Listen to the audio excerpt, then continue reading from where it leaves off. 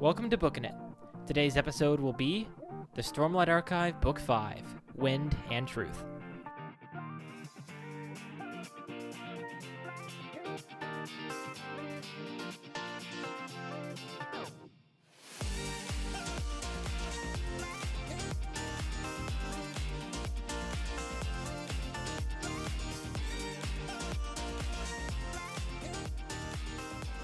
Hey everyone, and welcome back to Bookin' It. I'm of course your eloquent host, Cooper Cobbs, and joining me today is my very good friend, Mr. Tanner Lewis. Howdy, folks. And today we are diving in. We're only about 6 months late when it comes to getting an episode out on this book. So anyway, but we thought that we would take our time and put together an incredible mega episode for you guys, diving deep into philosophy, themes, characters, plot, prose, as well as a comparison to perhaps the greatest novel ever written, Anna Karenina. Yeah, it's going to be exciting. It's going to be exciting. But first, Tanner, how you doing? I'm doing good. Good? Yeah? I'm doing good. Staying busy. Yeah. It's hot outside in Texas, folks. That is the defining feature of the summer here. It's sweltering. And it is sweltering. the hollies do not... all of those stinking spiky hollies do not do me a favor at the tree nursery where I work. Cooper can kind of see it right now. They ripped up my arms today. And it was hot, so there's just no release. Yeah, I would just tell people those like shark scars or something like that, So, honestly. Yeah. The great thing is I'll work tomorrow as well, and then Friday I'll wake up and they'll just all be gone. I don't know how it happens, but like every time, the day that I'm off, they just all disappear. Even if I worked the day before and got scratched up, they'll all disappear the day. The human body is incredible. Pretty crazy. I know, right? One more thing that people don't know, but Tanner is turning 19 tomorrow as of this recording, so... Happy birthday, Tanner. Only 6 months late to that, too, compared to Cooper. That's right. Come on. Being 19 is, it's not that much different from 18. But, you'll get there. Yeah, exactly. One day we'll grow up. And it's one last hurrah as a teenager. Yeah, that's true. That is true. I guess we technically cannot be called a teenager anymore. Wow, that'll be a huge change. I feel like my whole life I've been called a teenager, even though it's only been like 7 years. Honestly, we'll have to change all of our profiles on the podcast because we're down under here as teenagers still. Yep. Okay. Well, we'll be even though we're not high schoolers. We'll make the transition to young men. Young adults. Young adults. Yeah. Although do not be confused with the genre. That's right. I was about to say that. I was like, well, actually, a good transition is a lot of people have criticized this book as being too young adult, which is very interesting, which we'll get into. I do too. I kind of do too. Okay, but first, we're going to do something a little different today because we have such a long episode planned. We're going to thank the people who support us first, and then we're going to just dive into the rest of it. That way we don't forget we don't feel like we don't want to do them because we have, at the end of it, we're drained in the long discussion. So anyway, thank you so much to everybody who has supported us, either listening, sharing with a friend, a rating, and review. All those things really do help us, but special thanks to those people who support us at patreon.com/bookinit. So thank you to Nana, Van Pappy and Wayla, Keenan, Will, and my mom, Miss Jenny. Actually, maybe it was today. My mom was like, should we really be supporting the podcast still? I was like, oh, Mom, we will use your support. We will. I promise. And so, no, seriously. I was pulling up what it costs to keep our website up I was talking about that too. Yeah. I'm not emotionally attached to that per se. You put a lot of work into it though. Yeah. Your support really does help us make this possible for us to kind of keep doing as a hobby, along with all the other stuff that we're doing. Me, college, Tanner, working and doing his online courses and pilot's license and all that fun stuff, all that jazz. Leaving to go overseas. That's right, leaving, just well, advocating. Maybe. I don't know. That decision will have been made by the time this podcast is out. That's right. Well, speaking of big decisions, people make a lot of big decisions in this book right here. So, first of all... Some huge decisions. So, Tanner, you finished this book about, I don't know, a week and a half ago, 2 weeks ago, maybe?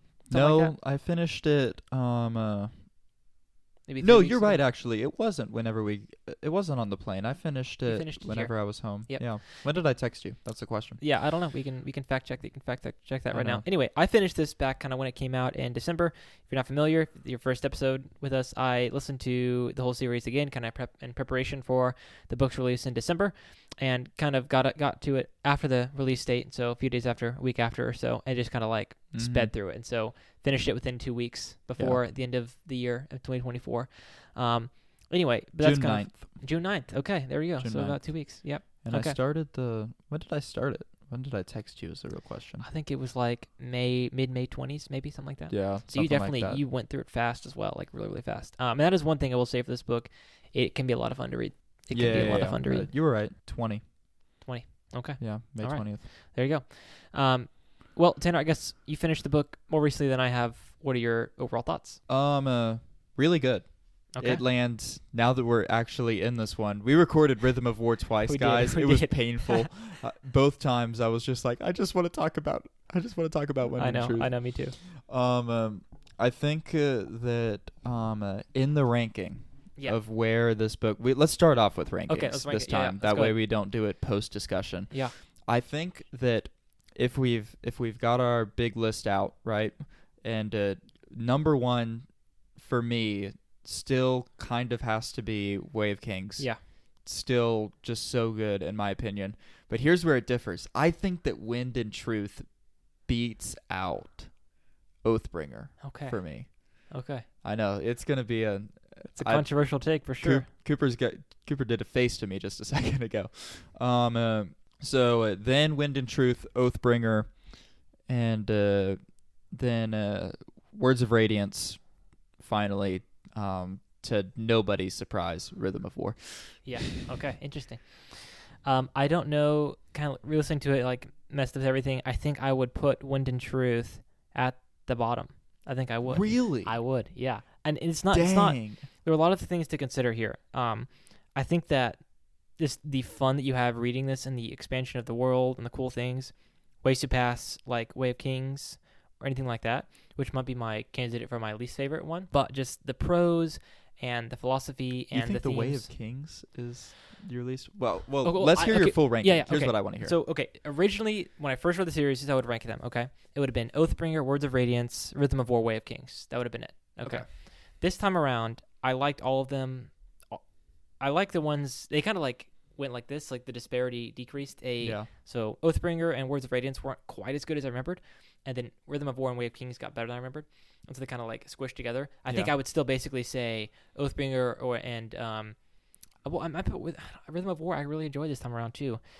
I think objectively, I'll go Oathbringer, Words of Radiance, Rhythm of War, Way of Kings still, even though they're a lot closer. And then Wind and Truth is beneath those. I think, like you said, the thing about Way of Kings was the philosophy was there, but it was just questions. And here it is questions too, but they're answered in just a really dumb way. Like just the I am the law doesn't make any sense to me, as we'll get to. And while I appreciate the things that like, Adolin and Dalinar go through, as well as Jasnah especially. Yeah. I'm not sure that the kind of conclusion, like, I don't know, we'll talk about it, but I'm not sure the philosophical conclusion just makes much sense to me personally. So anyhow, and then the prose and like we talked about the young adult stuff just kind of really made this not as enjoyable of a read as compared to like Words of Radiance. I remember like reading Words of Radiance for the first time as compared to my first reading Way of Kings. Like I felt like the style and the writing like got better. Mm-hmm. And this is what a lot of people say about Sanderson. Nobody's ever going to say he's like a great writer or anything. He's not Tolkien. Yeah. He's not, and Tolkien's like the best of fantasy. And so I'm not even talking about like, well, Tolstoy or Austen or like Hemingway or, all these people who are just great writers. He's not up there. The prose is just to get you the story. It's to not distract you. I think this one just kind of failed at that for me. But anyway, but you really enjoyed the book. So talk about why is it like your second favorite compared to all the rest of the series? So I think the reason for that specifically is it felt different from Way of Kings. Okay. For me. So I don't. The reason why I like Wind and Truth is not the same reason that I loved Way of Kings or Oathbringer, if that makes sense. Yep. So we're not comparing this. The comparisons aren't necessarily 1-to-1 in that sort of sense. That's fair. I loved this one in the way that it expanded the world so much, and I don't know. I talked about this a little bit in our Rhythm of War talk just yesterday. Yeah. But like the entire world just expanded so much, and there was so much that was going on with storylines and the expansion of characters and stuff like that. And so I really enjoyed that. There were a few that I did not enjoy per se, and I think that that's the reason that it sits second and not first. Okay. In that sense, if that makes sense. Sure. In all honesty, I feel like between Oathbringer and Wind and Truth, it's really close. Okay. Like at the end of this discussion, it could be flipped around. Interesting. Again. Okay, well, my job will make sure that doesn't happen. But I think that, like, the reasons I loved it were, like, the world expanded so much. There was so much discussion. We had philosophy came back in its full force. Explicitly, pretty and much. Yeah. Explicitly, almost. And so I loved all of that. Like, there's just so much, like, there was so much to be able to do, so many questions that were able to be answered and explore, like, how does this character do all of that? Some of the same things that, like, had me in Way of Kings. I did not like where it ended up. I enjoyed where it began. Okay. If that makes well, sense. it's actually opposite for me. How much criticism have you like seen of, or not? I mean that not in the, I mean that like in the literary criticism sense. Like any people you've seen discussing it or critiquing it or. No, I've my experience with all of this has purely been through the books, if we're being honest. The most experience I've had with other opinions has been you. Okay, well that's good because I definitely read and especially after I like finished the book and then up until now I've read and listened to several things about it. So it'll be good to talk to you about this. One thing I will say, I think that a very good podcast about this is one called Two to Ramble. They did a good episode on Win and Truth. And just a heads up for people, if you listen to it, like, you know, we are a Christian podcast. We like give disclaimers about stuff like that. But, like, they do swear and things like that where you might, you know, want to use discretion when it comes to that. And they're obviously coming from a different perspective than we are. But they make some very, very good critiques. And I look forward to hopefully sharing what I think are fair, accurate criticisms that get thrown out a lot. And then I'll we can walk through them together as well. Okay. Anything else to say, like, opening thoughts-wise before we kind of just dive into the book? Finishing up Rhythm of War. Yeah, okay. I went from finishing Rhythm of War and texting you, I finished Rhythm of War, to purchasing the audiobook within 5 minutes. Okay, wow.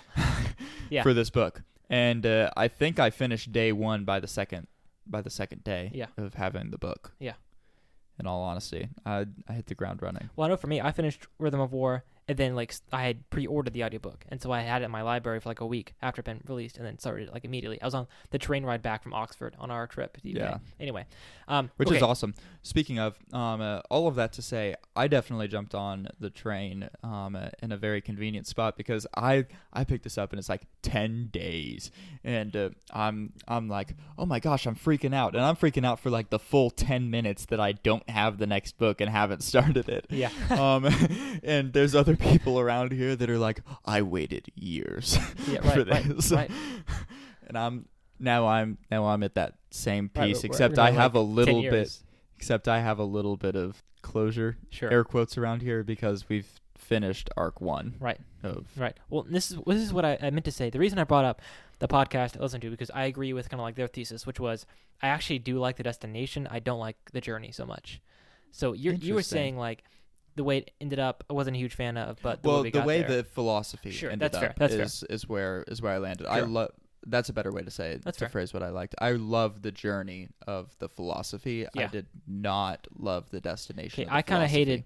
When I refer to destination, I'm meaning like the propositional plot elements. So like, you know, the state of affairs we find ourselves at the end of the book. Yeah. I'm like, that makes sense to me. I'm not sure the experience I had reading it brought closure and perfection when it comes to. I agree with some storylines. Okay, yeah, that's fair. And I guarantee you, what we're gonna have is just you agree with everything I say, but you just weigh it differently than I do. You know, True. So it might be fair because, like I said, I'll confess, like I finished reading this book and I like watched hours of YouTube about just Sanderson talking about the Cosmere for no reason. Like I bought the Sunlit Man for no reason. Like I just did all these things where I'm like, because it's just a fun world to live in and stuff like that. So you were saying the Sunlit Man had stuff with the Dawn Shard. Is that what you're telling me? So kind of spoilers, but people know this.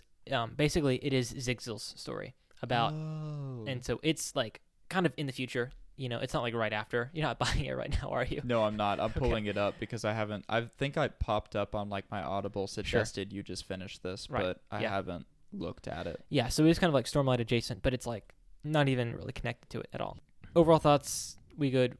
Okay, how many we want to give it like out of 5 stars? Yeah, I'd probably give it a 4. Okay. If I'm being honest. Yeah. It sits right there, like seriously. If I'm rating Oathbringer also sits right there with a 4. Yeah. Right now, right after I finished the book, I gave it a 4 stars, and now I'm wondering if in my mind it's lower, and it probably is. It's probably closer to like. I don't know. 3. The way you're talking about it, it feels lower than a 4. Yeah, it's definitely lower than 4. Yeah.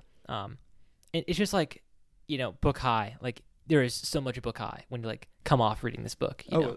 Of course. There's so much expectation for what's to come. Right, I mean, you're literally wrapping up with Hoyd being like on outside, like Right, this is on your the first Mistborn planet, experience outside of Roshar in Right. the entirety of the series, and it's like Hoyd's just there doing stuff, and you're like, hold up, so are we like going off Roshar now? Like, is this normal? Right. Like, there's so many questions to ask. I mean, stuff happening in the spiritual realm with retribution. Yep. Mind you. Mind you. I know. Crazy. So much stuff happening in the magic system at the very end there. Right. Well, and no more Stormlight. And no more Stormlight either. Oh, that's right. That's crazy. No, Yeah. everything about it, everything in the magic system. This might be why I like this book so much. Okay. It's because he spent so much time building the magic system of Roshar, per se, right? Like, it's huge. There's so much stuff going on. Like, if you had to explain to somebody how everything works, you could not in just a 30-minute long conversation. Sure. Right? But he's willing to go and basically scrap all of that. Right. At the end of his halfway point. Right. Which is crazy. It is. To me. It is. And it's not like he has anything to fall back on. Like, it's entirely new. It's not like he's stealing anything from any of his other novels. He's going to incorporate that, but it's not. It's an entirely new thing. Yeah. I don't know that if I'd spent that much time writing 5 books that are 65 hours each on Audible, that I would have the guts to just pull it all out. to just toss it and be like, no, actually, I think I'm going to rewrite the entire magic system. Yeah. Wild. Yeah, that's fair. I don't know. I mean, surely you have to imagine that at some point, it's going to come back. I don't know. But it will. I think that it might, but here's the thing. I feel, well, there's so much speculation to be had around the end. That's why people love the Cosmere. Yeah. It's interesting like that. I'm interested in it. Okay, well, we are like 20 minutes in. We have not done like any actual talking about the things of the book. 20 minutes. I know, 20 minutes. Okay. I guess we're going to start here, the structure and the plot. So first thing up is we have the 10-day structure. So I love it. Okay. First of all, I think that if there was, I could go ham on so many things that he did, like structurally with this, like with like inside of the chapters and stuff, and like inside of the plot that I didn't like. There are 3 particular storylines that I just hated. Okay. In this book, just simply because of the journey. I enjoyed where they ended up, but like, it sucked. There's a lot that I enjoyed, but I feel like the countdown almost had me flying through the book. Okay. Yeah. I think it did. So because you knew that the conflict between the two couldn't really happen until the end, you were just racing to get there. Honest, and not even that. There's almost a sense of I know where this is going to end up, but I have no idea how we're going to get there, and I have no idea what's going to happen once we get there. Right. I just know that we're going to end up somewhere, right? Versus any other book that you pick up, like Way of Kings or Anna Karenina, like, you don't know where this is going to end up. Like, you're telling me stuff in Anna Karenina, you're like, you didn't notice that from the beginning of the book? Right, yeah. And yeah. I'm like, yeah. No. Yeah. No, I didn't. But Right. he's up front here. He's like, this is where we're going to end up. Right. This It's is pretty our clear. Yeah, this is our end destination. Yeah. And then every time you finish your section, it's like the end of day 1. Right. The end of day 2. And you're just like, I'm ready. Yeah. Bring on the next one. And all of a sudden, it's no longer 10 p.m. It's 3 a.m. Yeah, it's totally fair. I think you're right. I think that the structure does kind of like basically within the core of the book itself add in the suspense and tension. I think that one of the things that I think can be a problem with the structure is that unlike previous times where he's had, the 5 parts and interludes, he's kind of like trapped into how much character development can feasibly happen. So many people like Zeth, like Nail, like Ishar have undergo radical change over even just the few days at the end of the novel. Mm-hmm. And guess what? We cannot just accept that change is happening for all these characters simultaneously within these 10 days because that's all we have time for, And so at the end of the day, it's like I kind of am willing to buy. You have to do this for a movie too. It's only 2 hours of screen time that you have to tell a story. Yeah. But at the end of the day, like 10 days, really, you're expecting Zeth to go from this, just messed up guy with no sense of how he determines right and wrong to at the end where he makes, epic statements about I am the law and fights off the bad guys and is just perfectly I think fine it's now, funny pretty that much. you're saying epic statements like "I am the law," where you Those literally were in said scare quotes. earlier. Those were in italics and scare quotes. We're getting to that. People can listen to the end of the podcast and recontextualize what I say here. I promise you. Anyway, so that's like my only critique. I think that you're right. I think I saw it and I was like, wow, that's pretty cool. I'm down. I'm interested. Like you said, like it's all driving towards the end, but I think that it can hinder the amount of character growth that is feasible for us to buy into, basically. So I think I still buy into it to some degree. I think that a lot of the character changes made sense. They weren't. I mean, Zeth's thing was happening long before Kaladin showed up internally to some extent. Sure. It might not have been apparent per se, like whenever we're going into his POV or whenever people are looking at him. But I also feel like some of the decisions that he was making per se would, I don't know, he like going for Dalinar rather than doing something different. Sure, you know, Oathbringer, yeah. And just other decisions that he makes, or whenever he goes to kill Taravangian, on his own, right, without any permission, and stuff. You're saying that's a sign of agency that's coming. Yeah, yeah. I think all of that's happening internally, sure, per se, within him subconsciously. Okay, if you say per se one more time, I swear. No, so I think that, I don't know. So I buy Zeth. Sure. Some of the Shallan. Yeah. I mean, honestly, like, Shallan is, like, one of the more inoffensive ones to me. Well, okay. I don't know. We'll get there when we get there. You know, I think another thing with the structure that I've seen tossed around and I do kind of agree with is that the spiritual realm stuff, when it comes to the plot, if we kind of move into the plot section, it's just a bunch of flashbacks. Like, and like, I'm not denying that it's not interesting or not fascinating, because it is. Like, it's cool. It's the history of Roshar, the Cosmere. I think the Tandavast flashbacks are pretty great, but all the stuff that's like happening in them, I'm just like, I don't know. Yeah.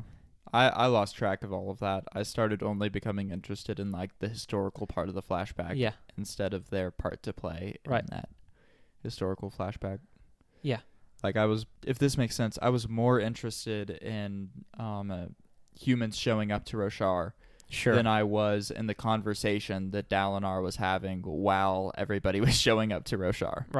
Right? I was more interested in the fact that Wit was already there rather than the fact that Dalinar was talking to Wit, or like Wit's personality was aware and stuff like that. Like, I mean, it's just like for 8 days though, like we just get flashback after flashback, basically. You know, where it's like it's not really a flashback because 8 days. Correct, and it's because in the spiritual realm time doesn't really flow like that. Yeah, and so I don't know. Which that part makes the rest of all the people in the spiritual realm, their development, like that's what spoilers. Here's a hard spoiler mark. That's why little Gav is so believable at the very end. It's because you've spent all of this time with a very inconsistent view of time. Yeah. To show up, and all of a sudden he pops out and he's like, yeah, 20 years, bro. Yeah. You left me there. 20 years. Yeah. I do think that it is kind of like, it's like, okay, we not like we haven't had flashbacks before. We've had so many of them. But at the end of the book, just at the end of this arc, just to have the entirety of the book basically just be flashbacks for Dalinar's storyline, you know, like I enjoyed the conflict with him at the end. I enjoyed all that stuff. Destination's great. I'm not sure about the journey there, but so here's a serious question. I left the book feeling like, is Dalinar the main character of the first five? Of the first 5? No, I think I have to say Kaladin is. I feel so too, but then again, who do we wrap up talking about? Right. I don't know. Yeah, I mean, I think Dalinar is a lot of people's favorite, for sure. He's one of my favorites, especially after Oathbringer, which is just, you know, pretty epic. Just him. And I think he has like one of the most important parts to play when it comes to this whole discussion with Taravangian and Odium. So it depends what you mean by main character. I mean, like Kaladin, Shallan, and Dalinar all have pretty consequential parts to play, and they're basically equal. I wonder, somebody's broken down like the screen time or page count, you know, between all these, you know, I don't know where that ends up. Yeah, there's so much at the end there that just felt like he was almost supposed to be the main character, right? Like he was supposed to be the one that was. Well, I mean, in what way did he not like be the main character for you?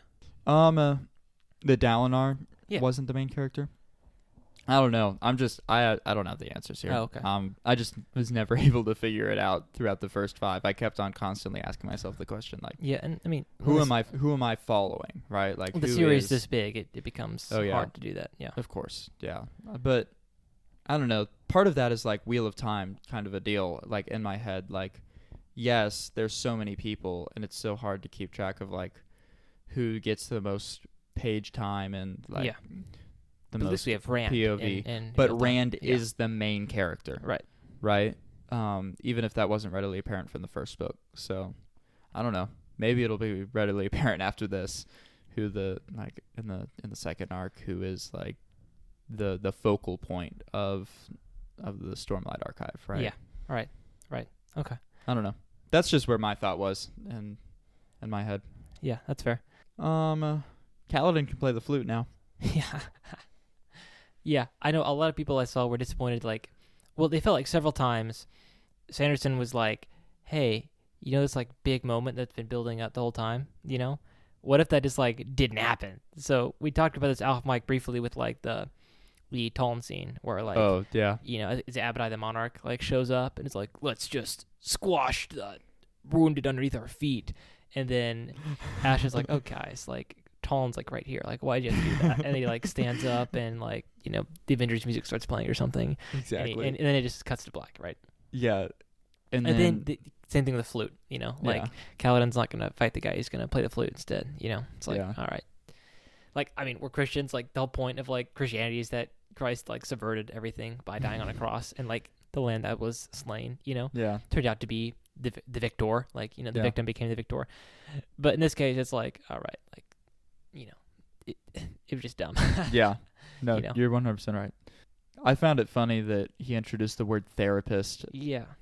Wit by him. I don't know. That was hilarious to me. Yeah. Well, and this gets into some like common critiques that have been thrown around quite a bit about this book, which is that the language seems so much more jarring from Rhythm of War. Did you notice that at all? Like both of us listened to these books back to back. I found this to be true, like just on my own reading it before I really ran into any other discussion about it. I just thought, like I said, Sanderson's never been held up as like this paragon of great writing, but like it just felt distracting and off-putting. I don't know. Do you have any of that experience reading the book? Yeah, I did. Yeah. Some people's point of view more than others. Kaladin was one, as a matter of fact. Yeah. Just trying to put all of the more normal words into his storyline and like the therapist and like there's just so much in there that I was like, I don't know what you're talking about, bro. Well, I do know, but nobody else in your world would. Exactly, right? It's like, dude, why are you doing, like, if you're going to do something like that, like, and either don't introduce the word and try to make them, like, create something else, or just pretend that they knew what the word was. Yeah. Stupid. Yeah, exactly. They're like, yeah, because Kaladin says, I just read that, you know, Kaladin says, I'm his therapist, and Ishar goes, what's that? And Kaladin goes, I don't know. And you're like, why did you say it? Is that supposed to be, supposed to be like a you know, a fourth wall break or something like that? Like, or is it just supposed to be like Wit's wisdom getting into his head or something? When Wit's like a therapist, but your world doesn't have any of those yet. Right. And that part is just like so stupid to me, because I'm like, dude, you didn't need to do that to yourself and like ruin every time you say the word therapist now. Yeah. Right? Right. Like, if you removed that one sentence away, then Kaladin would have known in the world that he... Right. I don't know. This is one of Poor tactical decision making is what it felt like. And this is one of the things that Tutor Ramble guys pointed out. I agree with a lot, which is just like, why is this culture like all of a sudden so progressive? Like, slavery existed, and it still does in this world. Like, you know, it still does. Kaladin, in the beginning of the series, like, you know, how not many years ago was a slave. You know, that still exists in some part of the world. All of a sudden, we have Jasnah, who's like this progressive atheist. She's getting rid of the monarchy, you know, like not okay with traditions like the safe hand or whatnot, you know. And then we're just over here like, you know, all of a sudden in just a year or two, we have radical change when it comes to mental health discussions. And it's just like, wait, what is this, 21st century America? Like, honestly, why are people so accepting about this? Why are people so accepting about Renarin Verlaine, which we'll get to, you know? It's like, how, you know, like why in the most jarring part of Renarin Verlaine was Shallan jumping up and down at the end. Right. It's like, bro, You could have left Right. it at This- that. This is the person who's like Shalon, who's mortified over like her safe hand showing in Oathbringer, right? Because she has to like perform a trick to get a sprint or something like that, you know? Like she has this conception of, you know, Vaden morality that just doesn't go wayside, even if she's, you know, quote unquote brash and impulsive, you know? And so it's like, well, not even that, but it's like, can we at least get this like set up from the beginning, you know, which is the main point that people say. It's like, it's not so much that it is this, it's just that it wasn't this in the previous books, you know? Like we had conflict between people who are more traditional in nature when it comes to religion and you know, government and morality and things like that, and then people who are more progressive. And all of a sudden it's like, and when in truth, rapidly, this culture is just like, oh, accepting 21st century America, you know? Yeah. So, I don't know. Did you, I mean, like, It did. this drives my enjoyment way down. I don't know. It didn't affect yours as much, but so talk about that. I kept ranting for a while. Yeah, well, it didn't affect my enjoyment as much because I think the main thing that you're going to hear throughout this was the expansion of the world throughout this book was enough to be able to outweigh everything else. Just because I feel like it was the foundation for something bigger. That sentence itself just put Oathbringer back in its second spot. Well, here's the problem head. with that. Like, if you're saying this is a set-up book, then like, where's the resolution? You know? Honestly, I know that's why Oathbringer just slid up again. Yeah, this is a solid 3. That's what this book is. It's the 3-star book, yeah. Yeah, it's a 3-star book. It's middle of the road. Yeah, I think seriously though. I think that's where after, I don't know. well, because here's the deal. Like again, like we both agree. At the end of the day, the puzzle pieces, you know, the jaw dropping, no more Stormlight, Dalinar sacrificing himself so that the whole Cosmere can take advantage of retribution now. Specifically the shards. Right, exactly. Yep. And then we have Zeth kind of having a pretty happy character arc. We have Shalon being separated, you know, but kind of having a complete character arc. Adolin, which we'll get to, you know, phenomenal. But then just like the experience of going through all of that. It's like, do we experience Dalinar? No, he's like in the spiritual realm for all of it. You know, like he doesn't get to reconcile with Adolin, who's having like this incredible conflict resolution without Dalinar on the scene at all. You know? Anyway, so, yeah. Yeah, I don't know. I think, so all of that to say, I think that as a setup book, it's really good. Sure. For something bigger. So I think I can enjoy it as a setup book. Okay. If that makes sense. Sure. But I don't, as far as like all the 21st century America stuff and like all the like progressive, no, that lower in the ranking. Yeah. Well, do you agree that it doesn't seem like those elements were well set up in previous books? Oh, no. Yeah. It was jarring. Yeah. I mean, we go from Renarin being normal dude. Yeah. Just slightly autistic. Right. Is literally where we start. Sure. To, no, I'm gay. Yeah. Yeah. Quite literally. Like, that's what it... Sure. I mean, some people say there were setups. I don't know. Like, I didn't care to look for them, so maybe I missed them. But there were a few in Rhythm of War, but when I mean a few, like... Right. We get to, like, I think that it's normal, that, like, it's just normal stuff. Sure. Until we show up to Wind and Truth, and he's like, yeah, we're good with this now. Yeah. You know? Yeah. And I'm like, what do you mean we're good with this now? Sure. Right? Like, but there was zero setup for this. There was nothing. Yeah. There were no cues. There was nothing. Yeah. Just I don't know. There were just I remember there were two things in Rhythm of War that kind of like set it up. Yeah. Set it up at the very end of the entire book. Sure. You know? Yeah.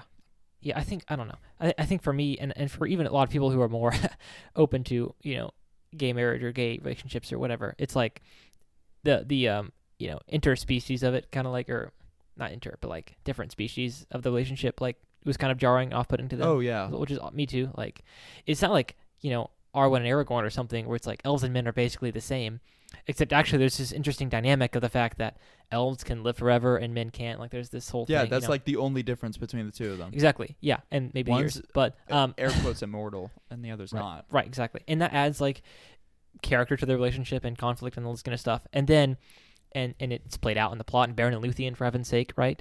And then we have, in this one, we have these two characters where it's like, how does that even, and they're supposed to be like the parallel between Renarin and Relaine, and then it's like couple we see about that takes place in the Recreants later, right? Yeah. With like the singer and the bondsmith. But it's like, that doesn't get explored really at all. It's like, oh, it's forbidden. Ooh. And then, like, they trap Edo Mishram and the Red Greens happens and all that kind of stuff. But it's like, at least they were different gingers. Right. Exactly. There's that. And then there's just, like, we have no idea how, not to be cross about it, but, like, seeing a reproduction happens, like, we know there's a... No, I 100% agree. It's... right, and then there's just, they're gay. Anyway, so... There's so many things that are off. Sure, and if we're just going to talk about it, like, there's a passage in here that I was just, like, groaning against and when I was listening to it the first time, which is just, like, Dre comes over to him, to Renarin, and is like, hey, I could say you're basically, gay. And Renarin's like, oh, how'd you know? And he's like, well, I'm gay, so I would know. And you're like, Renarin's like, oh, yeah, that's right. That's true. And then he's like, dude, listen, like, you should just be yourself, And what he says is, like, because Renarin's like, look, Navani wants me to be normal, that kind of stuff. And he's like, look, there is no such thing as normal, basically. And I'm like, everybody agrees that at a certain point, society has to say certain sexual behaviors aren't normal, okay? And I once had a conversation with a gay coworker where he basically said the same thing, like, the more I study humanity, the more I think that there's no normal, just different expressions or whatever. It's like, we're talking about pedophilia. Nobody says that's normal, nobody. And if you do, then we have bigger problems. And when society, and I think the extent, like, the continuation of that thought is whenever society decides that something like that is normal, that's when and the cultural shift begins that way, right? Yep. That's when things start to decline, and all of a sudden external pressures have to be the ones that decide whether that society is prolongs or collapses, right? Yep. I think about, I don't know, I was having a discussion. I started talking about this earlier with you, but I was talking with somebody yesterday, and we were talking about just the progression of sexual liberty, right, air quotes around that, and I was saying, and she's like, it's just so new, it's not what was in my time, and I'm like, the Romans had it, right, and the Romans were crushed, right, and then a new society takes over that is disapproving of that, right, it's going to happen, right, yep. Like, the society, historically, every single time something like that happens to a country, it only I think the number that I saw the other day was like 450 years is all it takes after that trend begins for another outside pressure that sees more correctly to what the God of the Bible declares morality to be, takes over again. Right. And it may collapse an entire God-fearing society like the Romans, air quotes here, and Christian Rome and Christian all of that, right? Like, and just collapse it. Yeah. Well, and it's the thing though, like, if we can't define normal based on a standard, like, if we don't have acceptable practices, then we're just going to keep progressing until everything's acceptable. So this time you're saying, okay, gay people, being homosexual, that is, or at least it's not a violation of the normal. Okay. Well, once we granted that, like, are we going to keep progressing? Or we just want to stop here? And if you want to stop here, why is your reason for stopping here? And the thing, like, people, I've always been saying, like, listen, if as soon as gay marriage is acceptable, or as soon as homosexuality is acceptable, then polyamory is going to start being acceptable. Oh yeah. People are like, no, it's not going to happen. It's like, listen, pretty much some of the only civilizations that have ever been monogamous have been Christian ones. Like, never is that really actually something that gets enforced societally. And even then, without a bedrock of morality that is actually, firm on something. Yeah. And so it's like, it's going to happen.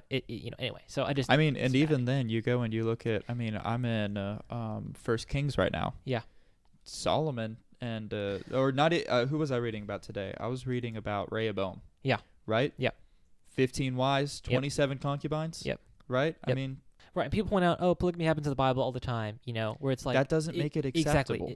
Exactly. Have you read the Old Testament? Like, obviously, I once saw someone be like, look, Adam and Eve were male and female, but then, like, after that, we have, like, polygamy immediately. It's like, well, I don't know, like, what happened in between those two things to, like, cause everything to go to crap? It's like, oh, yeah, the fall. Duh. Yeah. Anyway. I wonder whose fault that was. Maybe us. Yep, exactly. Yeah, exactly. So, yeah, you're right. Like, not everything the Bible depicts is it prescribing. So some of it is description, not prescription. Exactly. Yeah. Anyway, so Yeah. we got All of that right to out of the say, way. Yeah. that was jarring Yeah. to me. Did not enjoy that. Yeah. Yeah. All of that was just so much. It feels like his morality has just devolved. And so Sanderson actually addressed some of these criticisms on a Reddit post once after the book came out. And Really? was like, yeah. You need to send that Reddit post to me if you can find it. Yeah. And so he's basically like, look, I don't really think that the writing style is actually that much different from previous books, basically. And so he's like, he's talking about like the 21st century progressive Yeah, liberal. I think he's more talking about the actual like prose elements of it. Oh yeah, like the therapist word type deal. Uh-huh. Yeah. I really think he kind of like sidesteps it a bit. Okay, let me read it. Here it is. Okay, so there's this criticism going around that okay, Sanderson needs to be edited more. Okay, here is his comment to that first. Okay, he says, I assure you, I'm edited more now than I ever have been, so I don't believe editing is the issue some people are having. Trust and Sunlit, for example, were written not long ago, and both are quite tight as a narrative. Both were edited less than Stormlight 5. Writing speed isn't the problem either, as the fastest I've ever been required to write was for Gathering Storm, Way of Kings. Both those books are generally, by comparison, not talked about the same way as, say, Rhythm of War. The issue is story scope expansion. Stormlight, in particular, has a lot going on. I can see some people wishing for the tighter narratives of the first two books, but there are things I can do with this story that I couldn't do with those. And this is the story I wanted to tell here, despite being capable of doing it other ways. Every scene was one I wanted in the book, and sometimes I like to do different things. Okay, let me keep going and see. Okay, here it is. Somebody's talking about. Okay, so this guy says, to be fair, a lot of people are struggling with the sudden increase in modernism in the prose. I don't remember all the examples, but they include phrases like just a sec, gang up, he's on another level, etc. He says, good question, and I have noticed this criticism. I'll watch it in future Stormlight books, but I can't say that I think Wind and Truth is much beyond my other novels. I just went back and reread the first chapters of Elantris, and to me they use the same conversational modern tone in the dialogue as you see in Wind and Truth. I feel like this hasn't changed. I've been getting these criticisms since the early days. Talks about Tolkien and his philosophy on, basically things in translation. And so I'm kind of like, basically doing a message Bible thing where I like paraphrase to like make it acceptable to modern day understanding. Okay, it goes through a lot of stuff. It's a stylistic choice, but within reason. If I'm kicking people out of books with it, I'm doing something wrong, and perhaps I should re-examine. Anyway, I don't think he really addresses all of it here, where it's just like, we're not even saying that like you as an author have these things where you like, oh, you say okay instead of all right. Like that's not what we're talking about. It's like the examples in this book of, therapist, or using all of a sudden, language like crap, but the bad word of that version of that, and let's kick some fuse butt, like just things like this, where it's like, even if it's consistent with your writing style, it's just bad, and it just seems jarring compared to other times where you've seen like he's been better at that. So yeah. Okay. Well, we've talked about the prose, modernized language, and progressive isms, basically. Next thing I have here is like a common critique that we can kind of talk about, and it should lead us into like the philosophy discussion, which I know you're excited to have. Oh, I'm so excited. I've been dreaming about this for a minute. A minute, yeah. Is basically that the fact that this is like just so literal, so on the nose and the nuance. And the Two Tyrannical guys quoted Wit, where he basically said, the storyteller's job, not to tell you what to think, but to give you questions of how to think. And that's I love that quote. Yeah, and it's referenced, I think, again, Kaladin is like basically doing it in his therapist routine. Like he's just asking questions. He's not giving answers, basically. It's an amazing way to live life because Jesus did it. Well, yeah, sure. 100%. But Jesus also like had the answers, and like gave them eventually. But the point is like, we generally agree, like in storytelling, the point of a novel is that it's not nonfiction. And so that basically it's not supposed to just tell you straight out what it's about. Like you're supposed to kind of work through it, and that's like actually the benefit of reading a novel. So a criticism is that the book is like so literal, on the nose, there's no nuance to it. Like it just tells you what it's about, like straight up. Like, hey, you should love yourself. Hey, you should be yourself. Like, those kind of things. It does not follow its own advice when it comes to, just giving you questions and not giving answers. Yeah. Where it's like, this is just straight up what the book is about. Like, philosophy when it comes to the greater good thing, like utilitarianism is bad, or deontology, like following the duty of something or an oath, is just bad if you don't have the heart to go with it, if you're not honoring kind of the spirit of the law behind it. And then there's obviously Zeth's journey, where Kaladin's like just telling him straight out, all these kind of things about the mystery of life, where it's like, just like reading like straight up therapy and not like an actual, story where people are wrestling with things. Yeah. Do you buy those criticisms? And we can kind of dive into the philosophy and stuff like that. Yeah. I definitely agree with the show don't tell statement. That one hits it right on the nose. Just not it didn't feel all the way there. Yeah. Like it did not feel all the way there.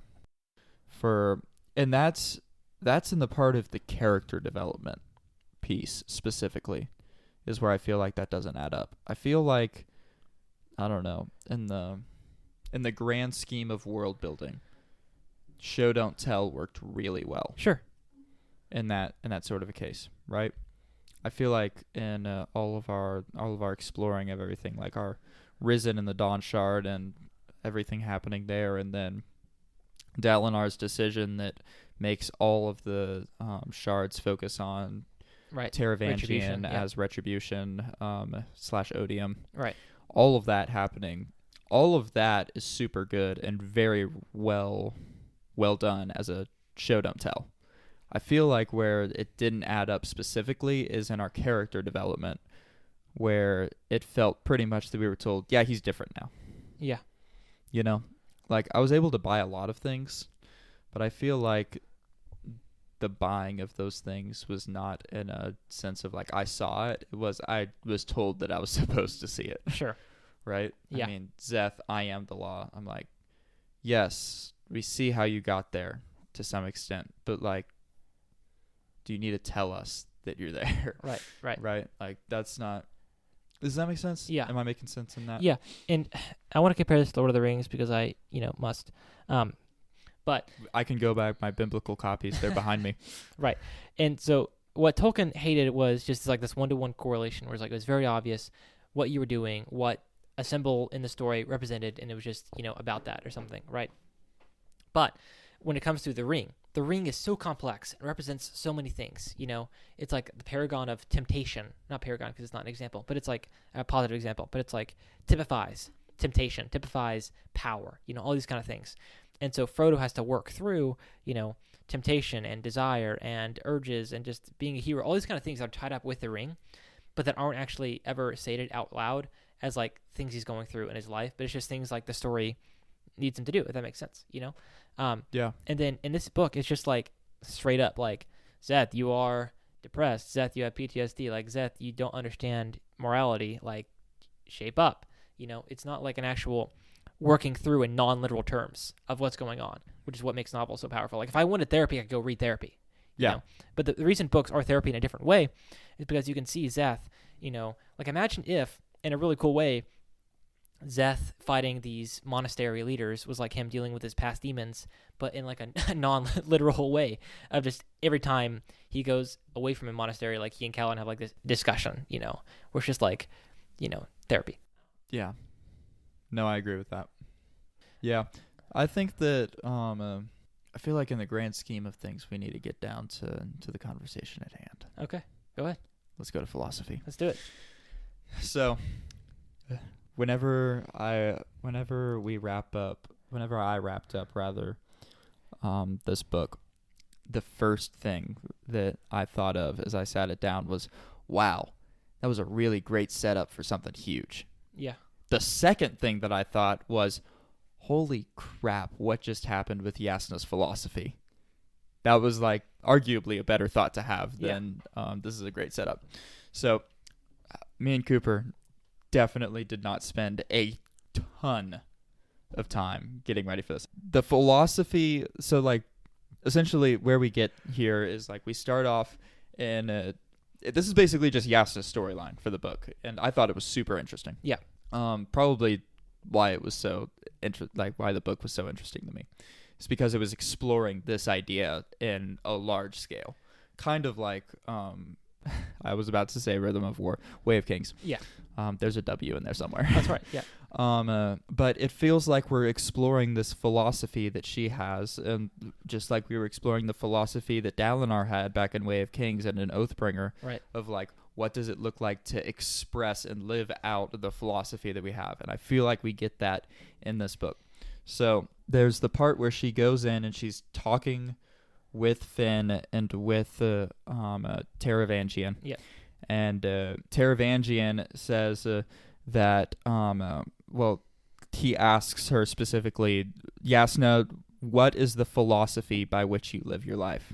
She says, I follow the philosophy of aspiration. I've made no attempt to hide that. I do good, Taravangian, whatever it takes. Yep. And then this is where it starts to get really interesting.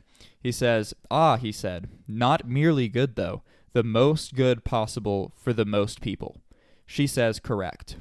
And she says, I've determined that what I need to do is seek the greatest and best good for all people. So she asks this question. And then she goes down the line and, we finish this chapter of them talking. Essentially, Taravangian looks at her and says, you wouldn't kill, or he looks at Finn, rather, and says... You wouldn't kill Jasnah. Yeah, you wouldn't kill Jasnah. Yeah. And she's like, no, I wouldn't. And he looks at Jasnah, and he's like, if it was to protect your family and your kingdom, would you kill Finn? And Jasnah's like, yeah, I would. Yeah. No, it happened the other way around. Jasnah says that, and then Finn says, I don't know that I would. Right. And then you can just hear the room go silent. Right. Right? The book just kind of pauses for a second and takes a deep breath.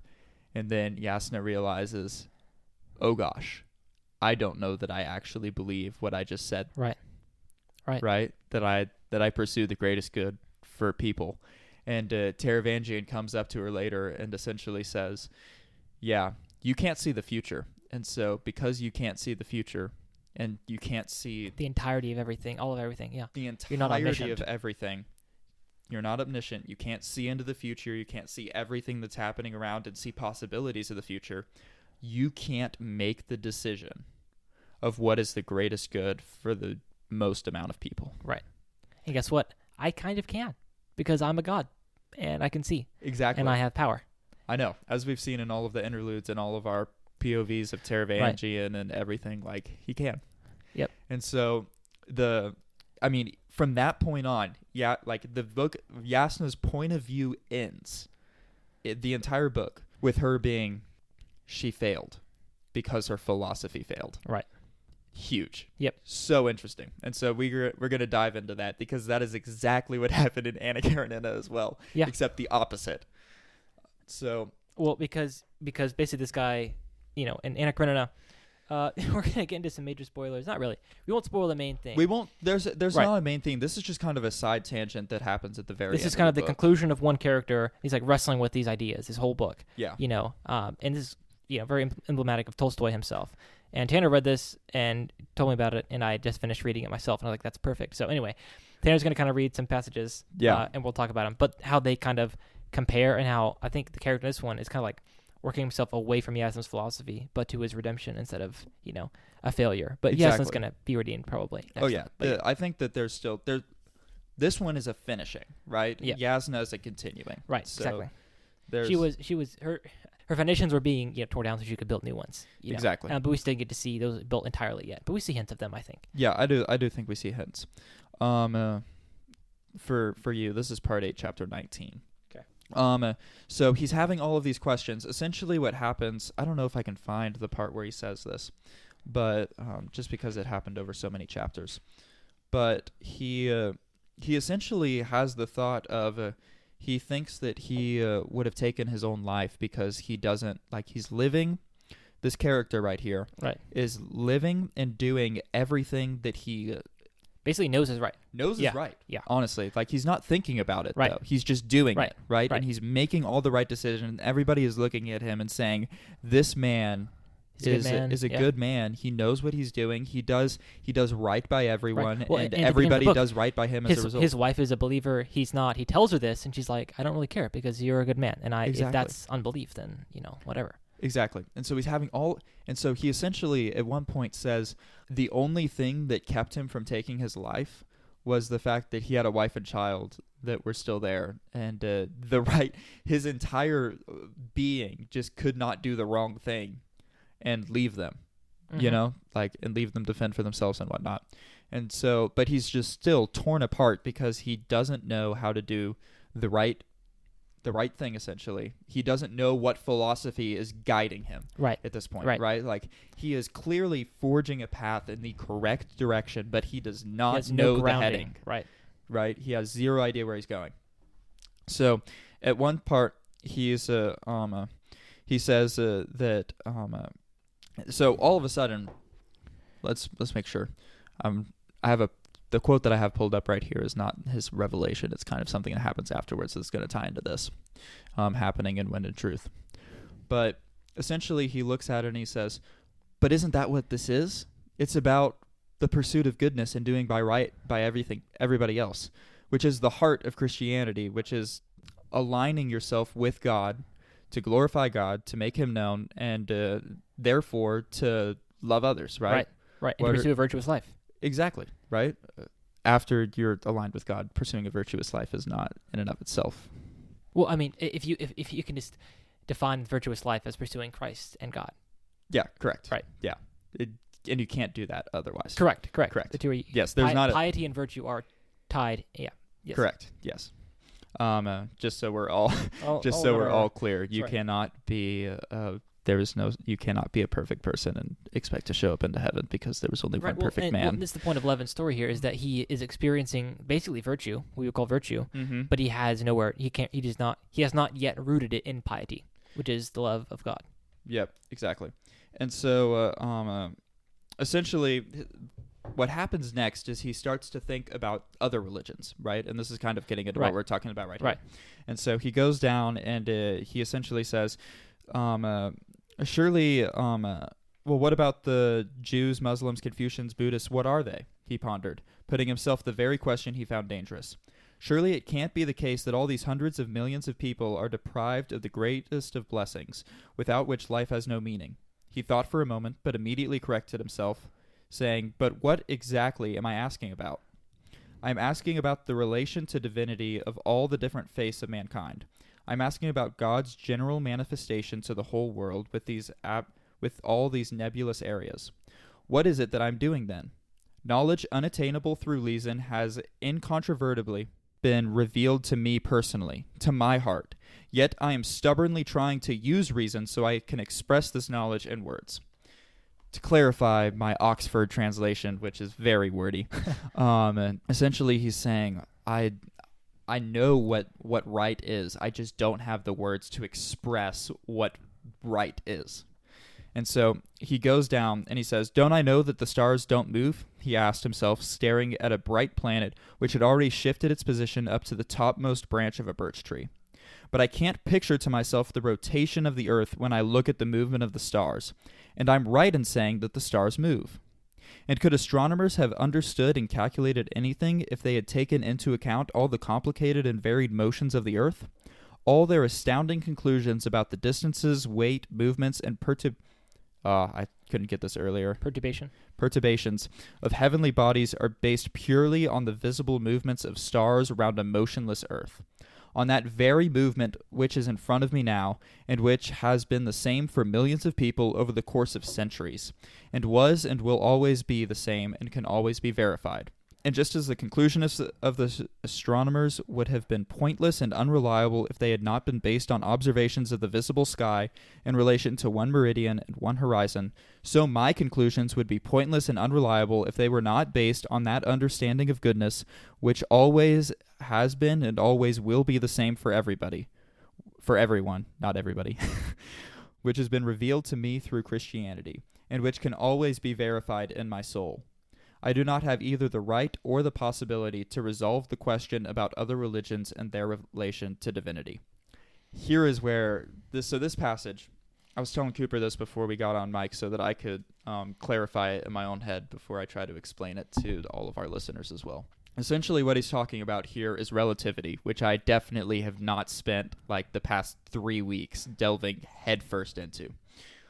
So essentially what modern relativity is that we cannot put a grid. First of all, the Earth is not motionless. It moves around the sun. The sun is not motionless. It moves around our galaxy. Right. Our galaxy is not motionless. It moves in accordance with other galaxies and is currently expanding, right? Right. So where does motion come from, right? Galileo and Copernicus kind of laid this foundation. Einstein expounds upon it in the general theory, or in the special theory of relativity specifically, and essentially says all motion is relative. Right. Right? Right. And therefore, all time is relative, all space is relative. That stuff is just way over my head still trying to understand that. But the key thing that Levin, the character that was... It's just Levin. Nope, that's actually... What? That's not how my audiobook reads it. Levin? What the heck? Levin, yeah, that's not... That's... How do you get that from one E? That's... That... Russian. That's how. Fair enough. Okay, go ahead. That's what my audiobook read it Okay. as, so that's how I've been saying it. But Levin what essentially is saying, I can only understand all of this relative to me, right? Right. There's no other way to do that or make judgment calls for anybody else. Right. But there is somebody who can, Yep. right? Yep. And so there's that one. So here's where I feel like it fits into, we've just spent this ton of time That's talking right. about this book. We're here. Here's the The climax. puzzle piece is going to click in a second, guys. Essentially, Jasnah, her exact words is, I've determined that what I need to do is to seek the greatest and best good for all people. The thing that crushed her entire philosophy was the fact that she could not, in her entire life, be able to see everything. Right. She couldn't seek the best good for all possible people. She didn't know what it was. She had no power to enforce that. Exactly. What Levin realizes right here in this moment is that all he can do is pursue the greatest good that he can see Right. relative to him, Right. which is in accordance with his morality that has been established by the Bible and by the Word of God. Right. It's super cool. Yeah, it is. It was crazy that this all lined up like that. And I think that the thing that I got out of the connection between the two of these is first of all, isn't it so cool how all of that stuff, I literally, in the same cohesive thought, I mentioned physics and relative motion, Right. and then in the Morality, next philosophy, instance, Anna Karenina, Wind and Truth. I know we went from literature to philosophy to hardcore physics, all the way back into philosophy again. It's great. I Crazy. love it. Like the thing that I got out of all of that is like, what is it our job to do, right? Like something Right. that I've been convicted about is living in our identity and who we are and what God has created us to do and what he's purposed us to do and where he's called us, is that whenever we are living that out, everything that we can affect, we will affect. And not in a negative light, in a positive light, right? Like we will continue to bring the kingdom to earth. Right. Through the living out of our identity, right? And so what Levin is finding here is where his identity actually lies. Yeah. Right? And what Jasnah's And realizing... he realizes it's always been in relation to God. Always. Exactly. Right? And then you think about what Levin's... If you read the book, Anna Karenina, which highly recommend that you do, 15 and up is where I'll draw that line.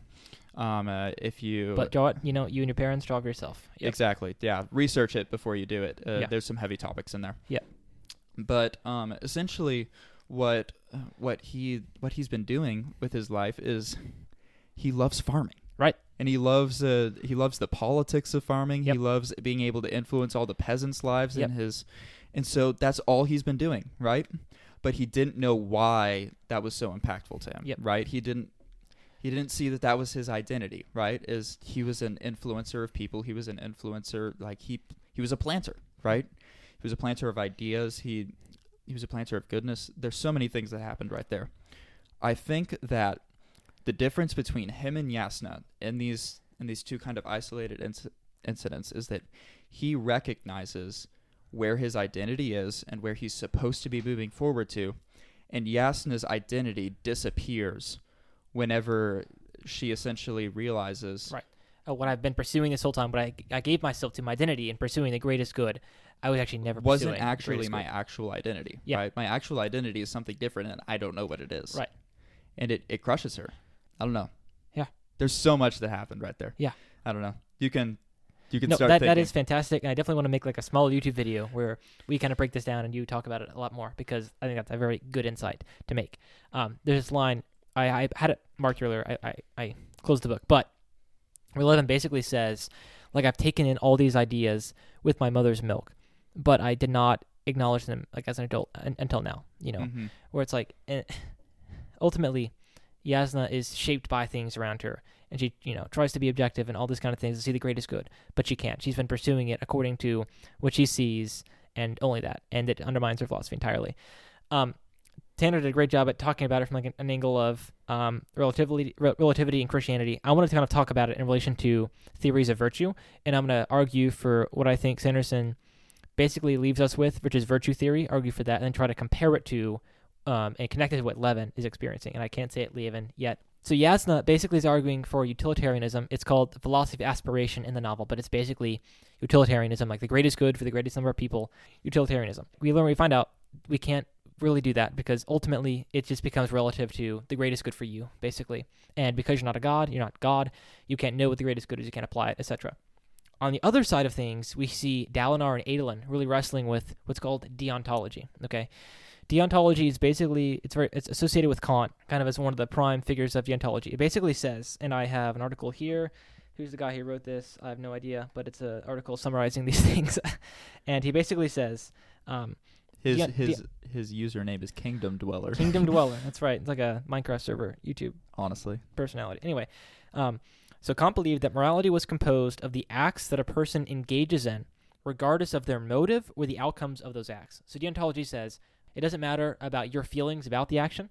It doesn't matter about the outcome of that action. It just matters about the action itself. And it's often said in direct opposition to utilitarianism. So, for example, if we have 5 people who are dying from organ failure, utilitarianism might say we can harvest the organs of one healthy person so that even though one person dies, these 5 people are made healthy. Okay, now not everybody would agree with that. Just an example. So these 5 people are healed. Okay, but the deontologists would say, no, the action of harvesting the organs of an innocent person is just wrong in and of itself, no matter if the outcome it creates is greater than if we didn't take that action. Okay, but what Dalinar Adolin realizes that sometimes, like these duties, these oaths we have, they are kind of inflexible. And so what about like our heart posture towards them, So like, for example, the Pharisees were deontologists, except what Jesus criticizes them for is not having the heart to go along with it, right? The heart was not in it. And so deontology can kind of become this rigid system of duties and oaths in Stormlight Archive, where it doesn't matter if you follow the spirit of the law as long as you're following the letter of the law, and they're not flexible to adapt, okay? Now, what I think Sanderson is kind of holding up for us, and is what he's kind of supposed to be doing with Szeth's storyline as well, is when Szeth says, I have agency, every person decides for themselves. Ultimately, they can't just, listen to someone tell them what to do. I think he accepts what's called virtue theory, okay? And so it's often associated with Aristotle, okay? Aristotle proposed a moral life based on a virtuous person, okay? So if deontology says that an action is what is right or wrong, and utilitarianism says that an outcome is what determines if an action is right or wrong, virtue theory places the emphasis on the agent or the actor himself or herself, okay? So in this instance, it's not about pursuing obedience to a higher law as the law itself, or obedience to an outcome and performing an action that would lead to a good outcome. It's about pursuing and aligning your heart with virtue, okay? Now, here's the deal. Virtue can be the basis for deontology. It can be the basis for these laws and oaths that we have. But ultimately, it cares about the heart posture, okay? Like deontologists, like Kant didn't really care about your heart posture. Like, as long as you're doing what's right, it doesn't matter what you think about it. And what Dalinar says at the end is very true. Oaths and laws only matter so much as the ideal that is above them, right? What virtue theory says, what if we embody that ideal as people and try to live that out? Okay, and that's exactly what Levin does, exactly what we are called to do as Christians too. Christ is the ultimate example of the paragon of virtue, right? Christ is not, he criticizes the Pharisees for their rigid deontology, right? But he's definitely against utilitarianism because he, I think would not affirm ends justify the means, etc. But what he does, he says, listen, follow me as I am the true human, teach you how to follow God perfectly. And I am God become man. I'm living a perfect life for your sins. And Paul says, imitate me as I imitate Christ. Like as we are called to be virtuous people who care about God's law and try to, align our desire with that duty. But ultimately, it matters individually relative to God how we live our lives. And so that's Levin too, right? He's saying, I don't know about other people. Basically, God has revealed this to me. He has revealed it to me. And ultimately, that is the standard I have to live my life by. That is the standard of virtue. That is the basis of virtue. It's piety ultimately. But virtue is living out these principles in myself as best I can and not worrying necessarily. And of course, the only way this works is if there's some objective standard of morality that everybody tries to cohere to and living out virtue. But anyway, that's kind of a convoluted way of explaining virtue theory. I'm not an expert or anything, but I highly recommend people looking it up because in this book, Sanderson criticizes deontology. He criticizes utilitarianism with Jasnah's philosophy being undermined and it being the philosophy of retribution.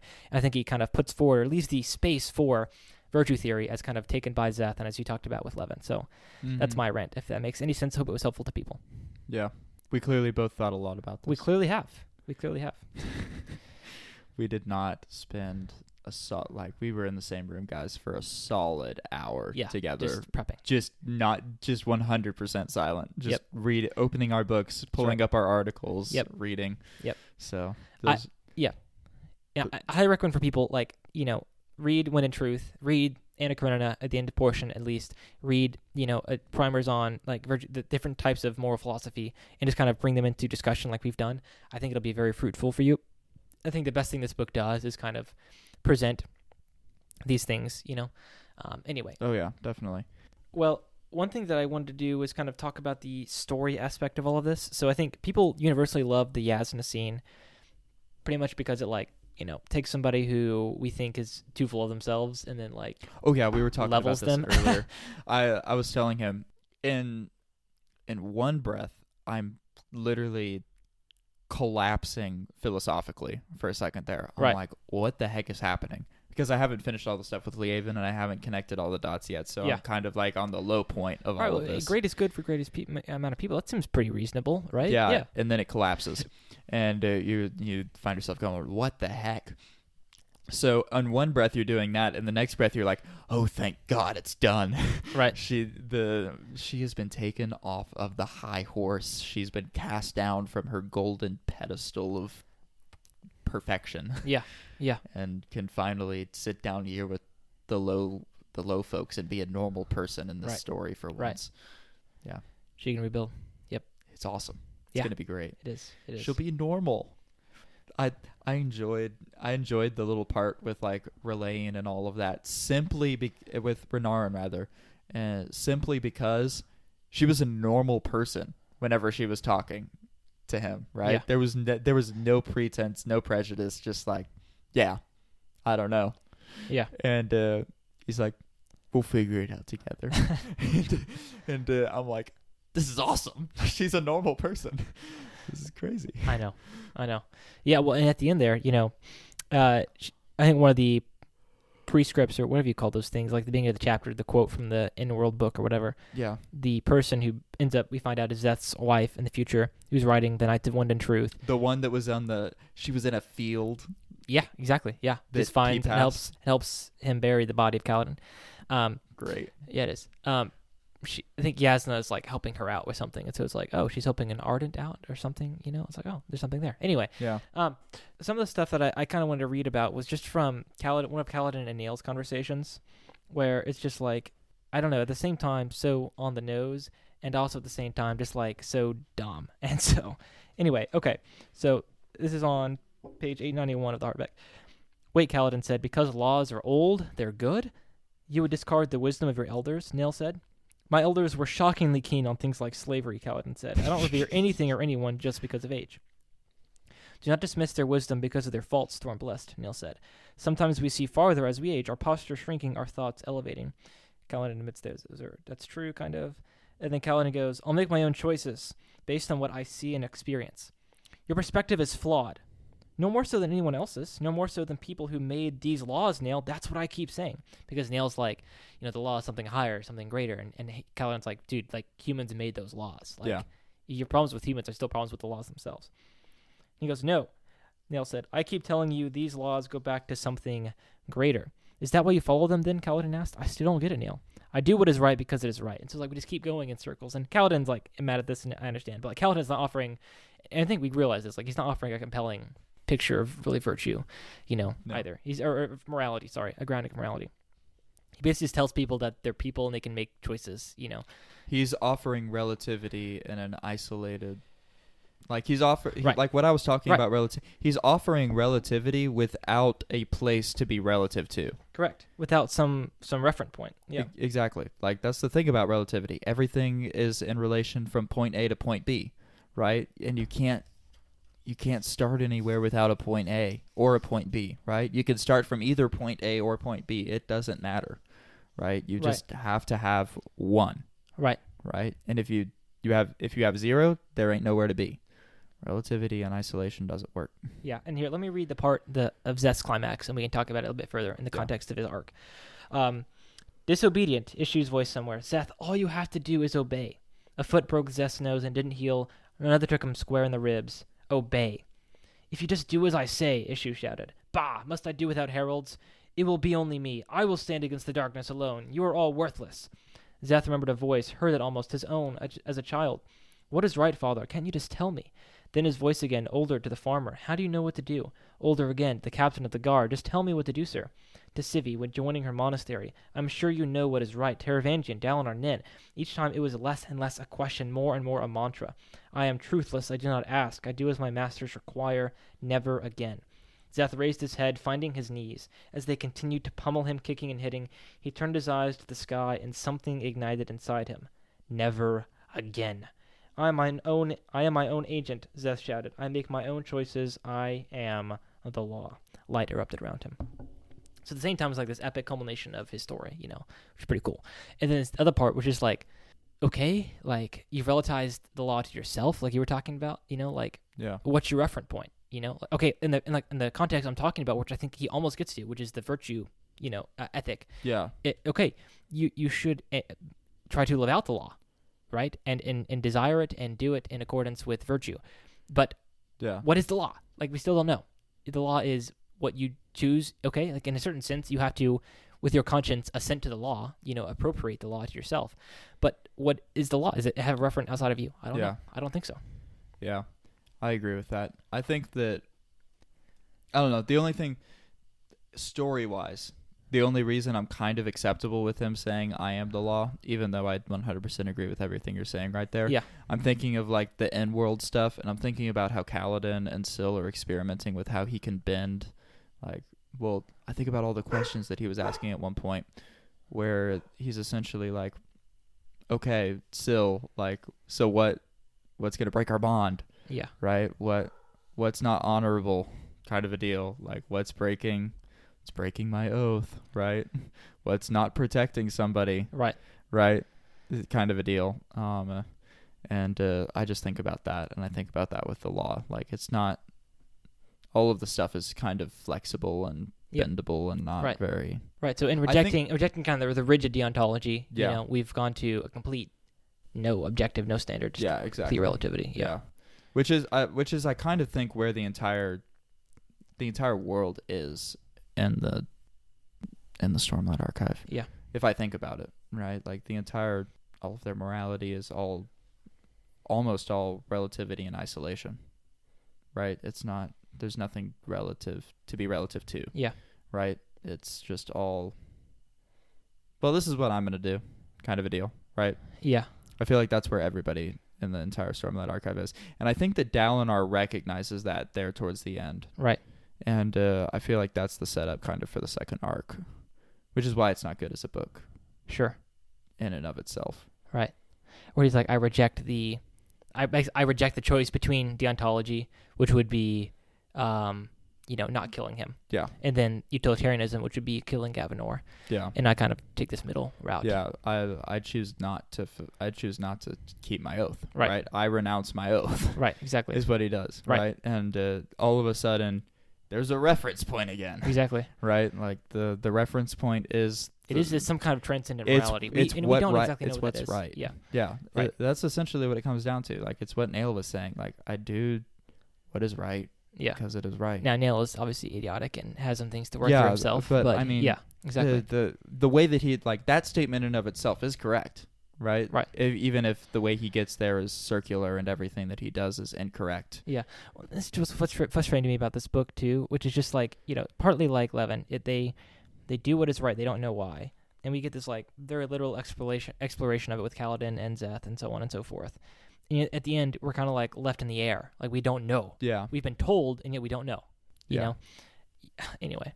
Yeah, I agree. I feel like I read it, like the second that you said, it feels like where Levin was before he ended. That's exactly what I think it is. Well, I feel like the only person that has a reference to it is Wit, right? Like, I feel like he's the only one that has an act, like, he's the only one that sees himself not as the answer, but as somebody who is pursuing the answer. Sure. Right? It's hard to tell with him, too, though. But yeah. It is, but he's closer than everybody else, right? I mean, I think about, well, I love the epilogue in this one. Nope, yeah, it's the epilogue because the postlude is Kaladin's thing. Yep. But I love the epilogue in this one. Here, I'm going to pull it up on my computer so that I can read it real fast. Because he, like, his little epilogue opens up and he's like, all art is secretly improvisation, right? This is, and all the people in the waiting room look at them and they're all like, what the heck, who the heck is this dude? And he says it again, and he says, art, Hoyt said, it's truly improvisation. You realize that, don't you? The others ignored him. How rude. You see, he said, leaning in toward a woman waiting to apply for a butling position by the advertisement in her fingers. You could practice and practice and practice, but then the moment comes and, he made a gesture with his fingers toward the ceiling, drawing her eyes that way, and then the lights turn on, and the practice is but a guide. An outline? Well, you start with a blank page either way, and the parts where you're forced by narrative beauty to toss the outline away? Improvisation. Art is improvisation. It's the brushstrokes you don't intend, but your instincts know you need anyway. The parts of the story you add for a specific reader, the expression you make on stage to provoke a gasp, that's art.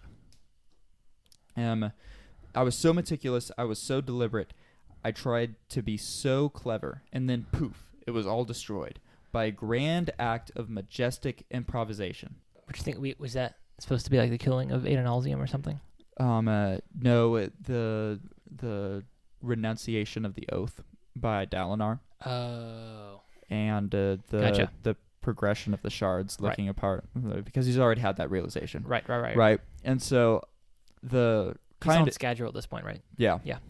He's applying to go so that his entire point at the end of this point is to just go find Valor, right? Because Valor's going to help him kill or help attack Retribution. Yeah. Well, that's what we think. Sure. That's our thought. Will that happen? Who knows? Right. Who knows? But I think the thing that I see in this the reason that I say that I feel like Wit has this idea is that it's that quote that he said kind of in the middle of this long little story that I said.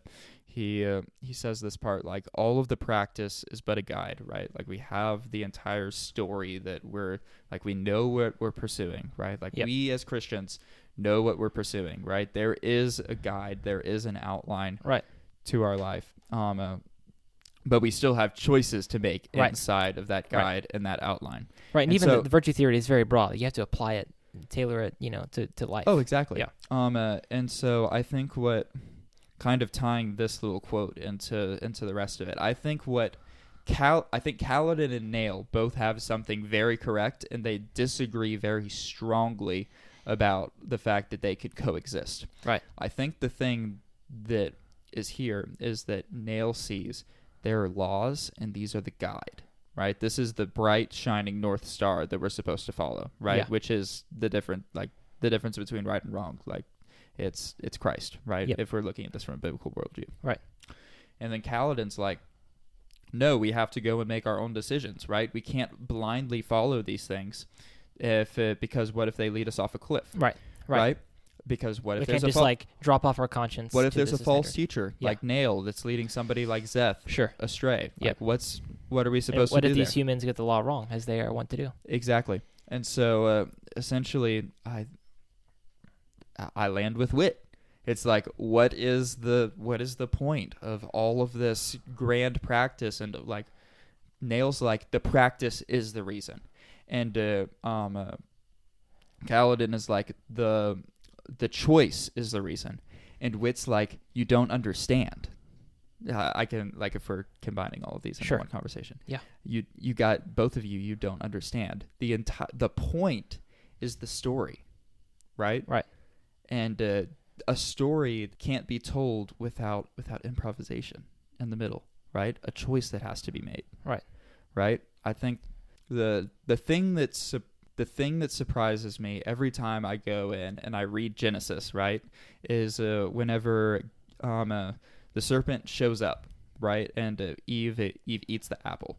Because the second that Eve eats the apple is when, air quotes here, we leave the rails of the guide, right? Right. Of the story that was supposed to play out, right? Air quotes there. And so what happens next? The choice, right? The humanity's great choice of, so where are we going to end up? Yeah. Right? And so I think that Whit here had, I don't know whether Sanderson was meaning to do this or not, like with this little epilogue, what I feel like he's saying is everybody has a choice what they're going to do inside of the guide and the story that we've been placed upon. Yep. Right? Like, we didn't get to make the decision of whether Eve was going to Right. eat the apple. Right. We've been placed in the story where Eve ate the apple. Right. Right? What are you going to do now? All we have to decide is what to do with the time that is given us. Exactly. Yeah. No, full on Gandalf. Yeah. Hashtag live like a Gandalf. Yeah. Yeah. Yeah. That's great. Okay, one thing I want to say to kind of, and then we'll move on to characters, and then we'll try to start wrapping up. But I was trying to explain like why I thought Sanderson was too on the nose and telling, and then not telling enough at the end. Here's what I mean. I think that he's been too literal throughout the whole thing, as in like too just telling us what's going on, like Seth and Kaladin, and just having conversations about this, and it's pretty explicit in what Adolin and Dalinar, especially what Jasnah, are doing. And so at the end, where he kind of doesn't leave us with an answer, it feels unsatisfying because he's like been railing against something, you know, like literally on, like just telling us this is not good, not true, but then doesn't really give us any, like, we talked about why Zeth's behind the law is not satisfying, where, you know, Dalinar made the right choice, but how exactly is that anchored, you know, all that kind of stuff. So, but then Anna Karenina, like, Levin is wrestling with these very literal things, like, all throughout the novel, and they're tied up with his story and all that kind of stuff in a very good way. But then, like, it gets resolved at the end. So if you're going to do this, like, give us an answer that feels satisfying and tie it all together. Or you could kind of go, like we were talking about earlier, the Lord of the Rings non-literal way, you know, and just kind of have these characters wrestling with these things in a kind of symbolic sense, or in a sense that's not just laid out for us entirely. And you can kind of leave it open at the end because we're wrestling and we're not, you know, talking per se. Yeah. That's my best attempt at trying to get the feeling that I'm having about it. But yeah. I agree with you. Okay. I catch on. I don't have any, in the words of Levin, my reason can't find the words to say what my soul knows. Sure. Okay, well, let's talk about characters then. We've kind of talked about them a little bit, you know, all the way. We don't have enough time to talk about everything. Let's talk about Kaladin a little bit, and then Shallan, Adolin. We need to talk about Adolin, because we both really love Adolin. Oh, yeah, we didn't talk Yeah, let's about talk we about didn't Adolin. talk about him at all in this so far. I think that his action is by far the best.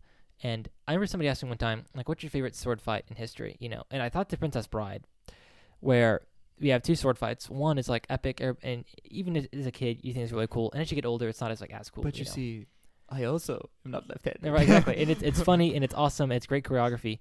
But at the end, the moment is so much more cathartic, where he kills Count Rugen, right? And so I told this person, I'm like, listen, like, the most epic sword fights aren't always the best because they're not tied up with emotion, you know?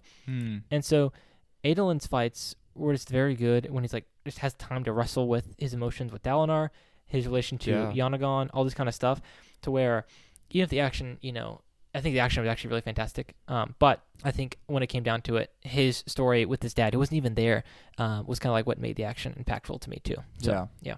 I agree. Yeah, all of that. I think it was really interesting. Like, I don't know. We'll go to the world building stuff again for a second. Yeah.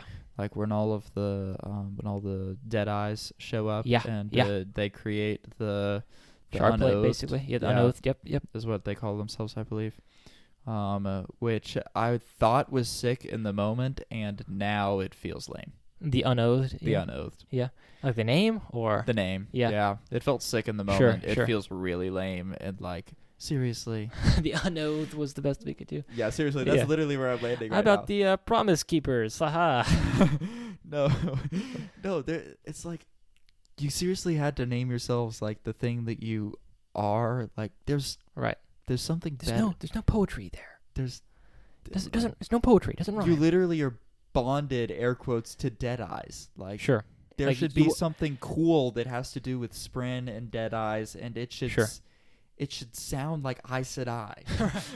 You know what I mean? No, seriously, what you're saying is like they're basically the same thing. Like they're just promise keepers, not oath keepers. They have Spren, but just not their bond. Like they're the same thing, just less cool. Is that what you're saying? Yes, that's what it feels like, and it feels like they couldn't find a better name for their less coolness. That's just a placeholder. It's it's been a long day. We'll come back to it later on. Yeah. I hope it's a placeholder. Because if I have to listen to another 5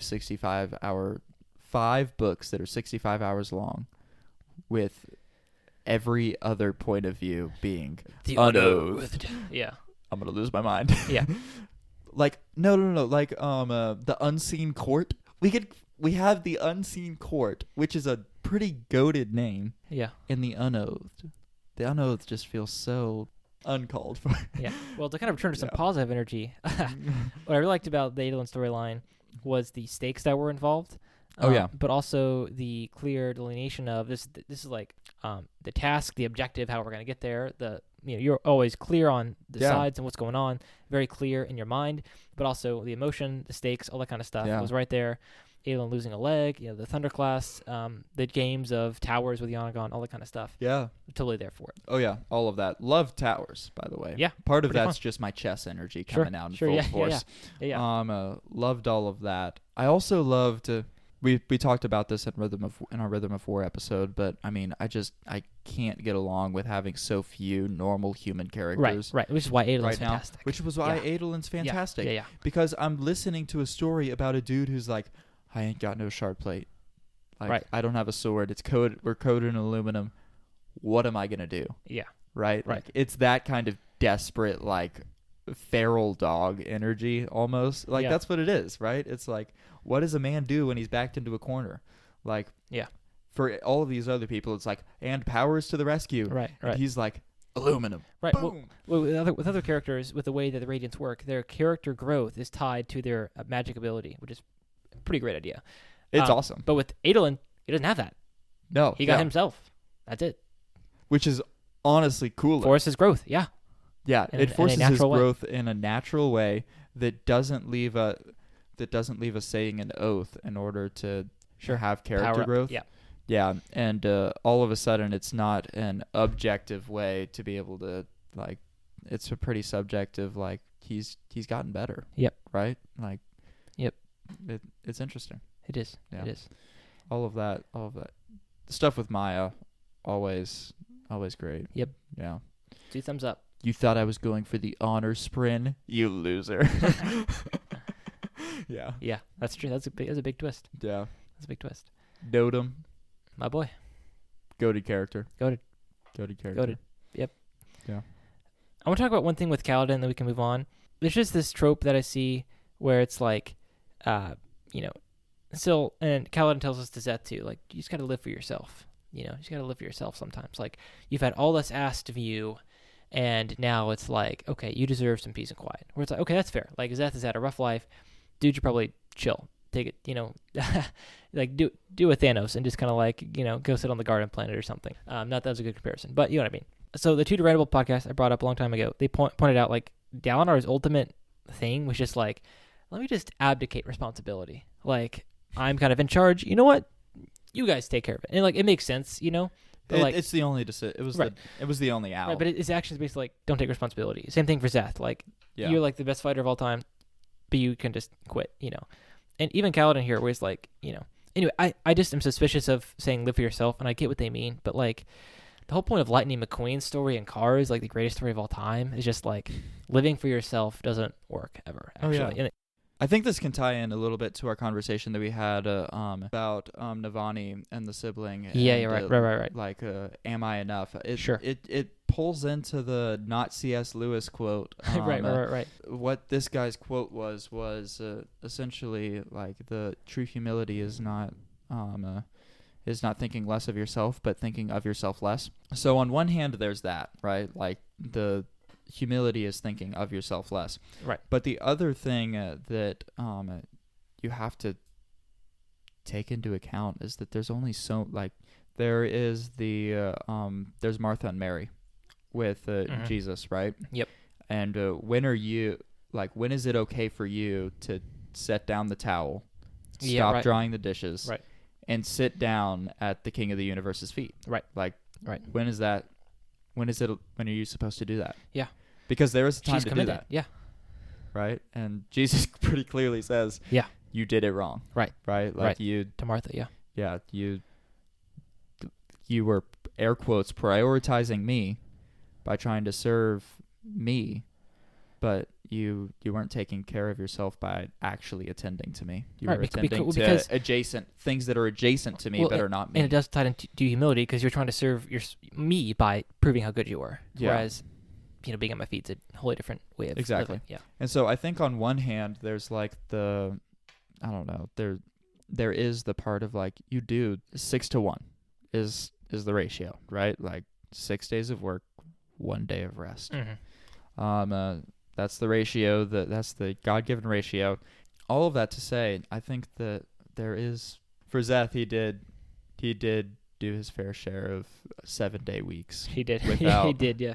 Without one, so I didn't have as big of a problem with it. That's fair. It's complex. It is complex, I think, but I don't know. It's a hard thing. It is. It's something that I did not fully connect with specifically. It is a very Western idea that work is the most important thing. Mm-hmm.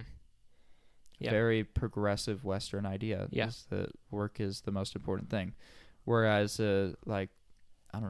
work and rest are both equally important. There's a really good book. It's called Full Time, and it is in response to a book that was written by, these are both Christian books.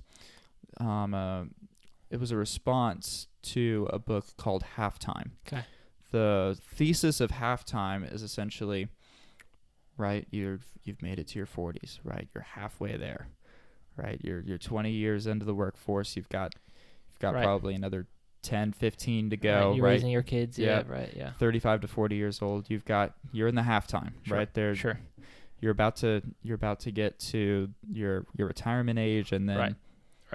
What are you gonna do like when the halftime hits, right? And essentially, his entire thing is like you're supposed to. This is the time for you to go and do missions and like pour into these organizations or go and do all of these air quotes Christian things, right? Because now you're not only focused on work. One of these guys reads this book and goes and writes another book in response because he disagreed with the book. And so he named the book Full Time instead of Halftime. Mm-hmm. And the Full Time book is essentially, he goes through the thesis of God said 6 days of work, 1 day of rest. Right. But I think I definitely put this book as number one of my books last year, if I remember correctly, in our little episode in December or January, whichever one it was. Yep. Essentially, he goes in and he says, you've got to hold both in your hands at all times, right? There, you're fully pushing forward and being present with your family and being present with the Lord and pursuing Him and where He's called you fully, and you're fully pursuing work, right? And there's a time for both, right? And so it's not like work-life balance and all of that. It's not as cut and dry as when you clock out and when you there's a time to go and work from 6 to 9 p.m. Right? And there's also a time to leave early. Yep. Because there's nothing to do at work, right? So I think that all of that kind of plays into how I viewed this little specific section and why I didn't have as much of a problem with it. That's fair. That's definitely fair. That was a longer tangent than I meant it to be. I apologize. That's okay. Okay, let's talk about Shalon. We haven't done a lot of attention on Shalon. There's really... a reason. I mean, I think I don't know. I think your arc is mostly complete in Rhythm of War. I find your arc to be more powerful there. Yeah. I don't know. I'm not sure I buy just the self-created conflict of I always kill my mentors. Oh no, and I don't think it's that that big of a problem for Shallan to overcome. Yeah. That is one thing. Like, so I think part of that was also the formless incident where she's like, fine. Yeah. I think that's why I didn't feel like I had to buy it, because it's almost like she was trying to force that to come. Sure. Because she's like, how do I explain that formless is here? Right. That must be the only explanation. I thought I dealt with this. Right. And then she's like, oh, wait a second. Formless is the spy. Formless was the spy. Yeah. That's stupid. Yep. But I mean, so I didn't have as Sure. much. That's fair. I don't know. You think it was supposed to be kind of contrived? It was supposed to be contrived. Okay. I think Shallan in Shallan's mindset, it was contrived. Yeah. Like she was trying to find it was a reason artificial to explain why Formless was there. What problems do I have left to deal with? Yeah, exactly. Let me make one up. Yeah. If you saw it differently, listeners, email us. Yeah, because cool I sincerely think that is what happened, but am not convinced. That's fair. Yeah. And then I think the good thing with the visions, where it's not just a flashback plot dump material, where it's like we can actually kind of show and deal with things, some people's pasts. So we're not relaying, and Shallan will go through this, and then Shallan has to face like the actual true version of her killing her mom, and realizing, coming to grips with the fact that, oh crap, I kind of like in tangent with my mom's decisions started the desolations again. And I'm the daughter of a herald. And then yep. Pretty sick. Yep. And we kind of get by that pretty quickly. Yeah, we do. Oh well. It's kind of validating fan theories out there apparently, but there's so many things that had to go by quickly in this book. Yep. I mean, even though it's massive already. Yeah. I know. I mean, guys, Cooper walks in, and he's got Wind and Truth, and he's got Anna Karenina like sitting in his arms, and he has my book as well. That he gave me for my birthday tomorrow. Which all three are massive books. All three are massive books, and seriously, he had the slipcover off of Wind and Truth whenever he walked in. So I thought he had like an encyclopedia or something. Like I don't know what my brain was like. It just immediately turned off thinking about whatever that book was. And then he starts flipping through it and he hands it to me for a second, and I'm like, oh snap, this is Wind and Truth. I got through this in like 2 weeks. It's crazy. Okay, we talked about Kaladin, Shallan, Adolin, Dalinar. Anything else to say here? I mean, I like where ostensibly, principally where his character ended up with the choice he had to make. I loved the end part, where he's like, and Taravangian slipped from Taravangian's grasp because he was claimed by another. Yeah. I don't know what the claimed by another thing was. Right. I hope that it stays like that. Yeah, there's me too. nobody. Me too. There's nothing else is said about that, because if it is, that would be the greatest thing to happen in that story, because then you can interpret that as like the God, God across the beyond. Yep. Which could be the God of the Bible if you want it to be. If you want it to be, yeah. Which I want it to be that. It's open. One thing we should probably weigh in on is the Blackthorn returning as like this like idea that Taravangian gets to use now. I buy it. You do? I do. You're a Platonist. There is this perfect form or idea of the imperfect Blackthorn just existing. No, I buy the thought that everybody was thinking about the Blackthorn in this way, and so like the spiritual realm manifested it like it would a Spren, and how Spren become more and more firm. I think that is the same. Yeah, it made sense to me. I bought it. That's fair. I think a lot of people have been saying online that this book feels like the least hard magic of any of Sanderson's books, which is true.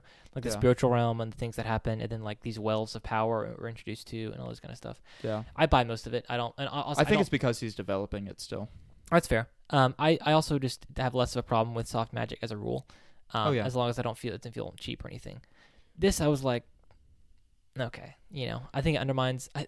Does it undermine his sacrifice plot wise? Yeah, kind of. Like certain things happen where it's like I think that it doesn't, simply because actual Dalinar left. And so I think that the thing that, I don't know, this is what could ruin it for me. And this is where you kind of have to either trust Sanderson or you don't. And that kind of leans into how you feel about this, right? If you trust Sanderson, you think to yourself, he's going to keep the Blackthorn in a way that it's going to be so twisted, essentially, through the ideas of how people perceived Dalinar as the Blackthorn and all of that certain stuff, right? And so he's essentially not Dalinar Right. in the fact that he's so different and so horrible from the man that Dalinar even was as the Blackthorn. Right. Right? And but so that's the trusting part. The not so trusting part is Dalinar's face pops out from underneath the hood and not the scarred face of a murderer. Right. Right. Right? Like we try to get Dalinar back from the dead somehow through. Exactly. Okay. Yeah. I That's feel fine. like so those are kind of the two directions that I can see him taking it, right? Yeah. But so the real question is, how much do you trust Brandon Sanderson? And that kind of Sure. tells wherever you land on that issue right there kind of tells me where you do land with him. It's Okay. yeah. Right, lightning round here. Zigzal, I thought his storyline was pretty good. Moash was underwhelming. Abadai was kind of cool as like a villain of the week kind of thing. Same thing with L. What happened to L? I forget. He just walked away. Okay, interesting. All right. He's still here. Yeah. Okay. That kind of leads us into Vinley's thing. Oh yeah, I just kind of.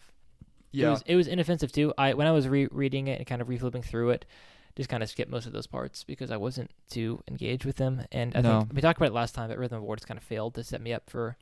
I guess it's supposed to be a massive amount of love for this people and culture and characters where I just don't have it. Doesn't exist. Yeah. Yep.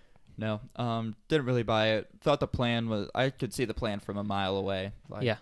Forced retreat. Pretend that they're a part of them. Right. Formally hand them the contract. Say, yeah, actually we weren't a part of you. You just kind of accepted us and let us be. And because we're controlling the Oath Gate, therefore we control the Shattered Plains, and therefore you can leave. But that doesn't mean that they got this. It just means that we have a treaty with them that is separate from any treaty that you would make with them. Right. Didn't like it. Too stupid. Too much of a, well, we kind of need to keep the Shattered Plains, and I guess they don't have a home, so we can just kind of, let's do, wait a second. Let's just send Vinley out of the tower through this convoluted means of Raboniau that's a character that didn't need to exist at all. Send her back to her people that somehow survived. Get them to travel the entire length of the Shattered Plains to get back to the center. The enemy offers them to come back for some reason and not just obliterate them off the face of the earth like they probably should have. Lets them help. And then, dude, it makes zero, like, everything about it is like, how do we keep the Shattered Plains as a place that's able to survive through he dug himself a big, huge hole that he had to fill somehow, and Vinley was his cop-out, is what it felt like to me. Sure. I agree with your point. Like, it's convoluted, it's messy, it's obvious too, all that kind of stuff, you know. Yeah. I just don't care enough about the storyline to disagree or agree, but I mainly agree. Yeah. So. It felt stupid to me, is what it felt like. One other thing about the spiritual realm, it's undermined under the consequence was Teravangian just like saving Carbron somehow, instead of like actually owning up to crushing them all, which I thought was, I mean, everybody agrees is a pretty interesting thing to do and pretty powerful. Yeah. Kind of undermines that later. But Teravangian overall, pretty interesting, cool villain. So different and better than Odium as kind of like a blind rage figure or whatever. Mm-hmm. So, yeah. Oh, but should we talk about Bo Adi Mishram at all? Why? It's pretty cool. I like that stuff. Yeah, it wasn't bad. With the kind of the world and setting right and releasing her and all that stuff. Yeah. Again, like we didn't get the climax is that she's just released into the world, and we don't deal with the consequences of that really this time at all. Mm-hmm. So just kind of their, pawn set for next time and not really resolve this time. So yeah. Laws of power are interesting. Yeah. I just remembered this moment when what's their names? The people that are like, that grab their packs and just up and left. Oh, yeah. The interludes about that. Yeah. Where did that come from? Yeah, I don't know if it was like set up earlier somewhere or something like that, but yeah. I remember that happened in Herdaz too or something, yeah. I remember the Spren from earlier from the crazy dude that was like, let's see if we can get the Pain Spren to show up. Hammers himself, drunk Spren, stuff like that.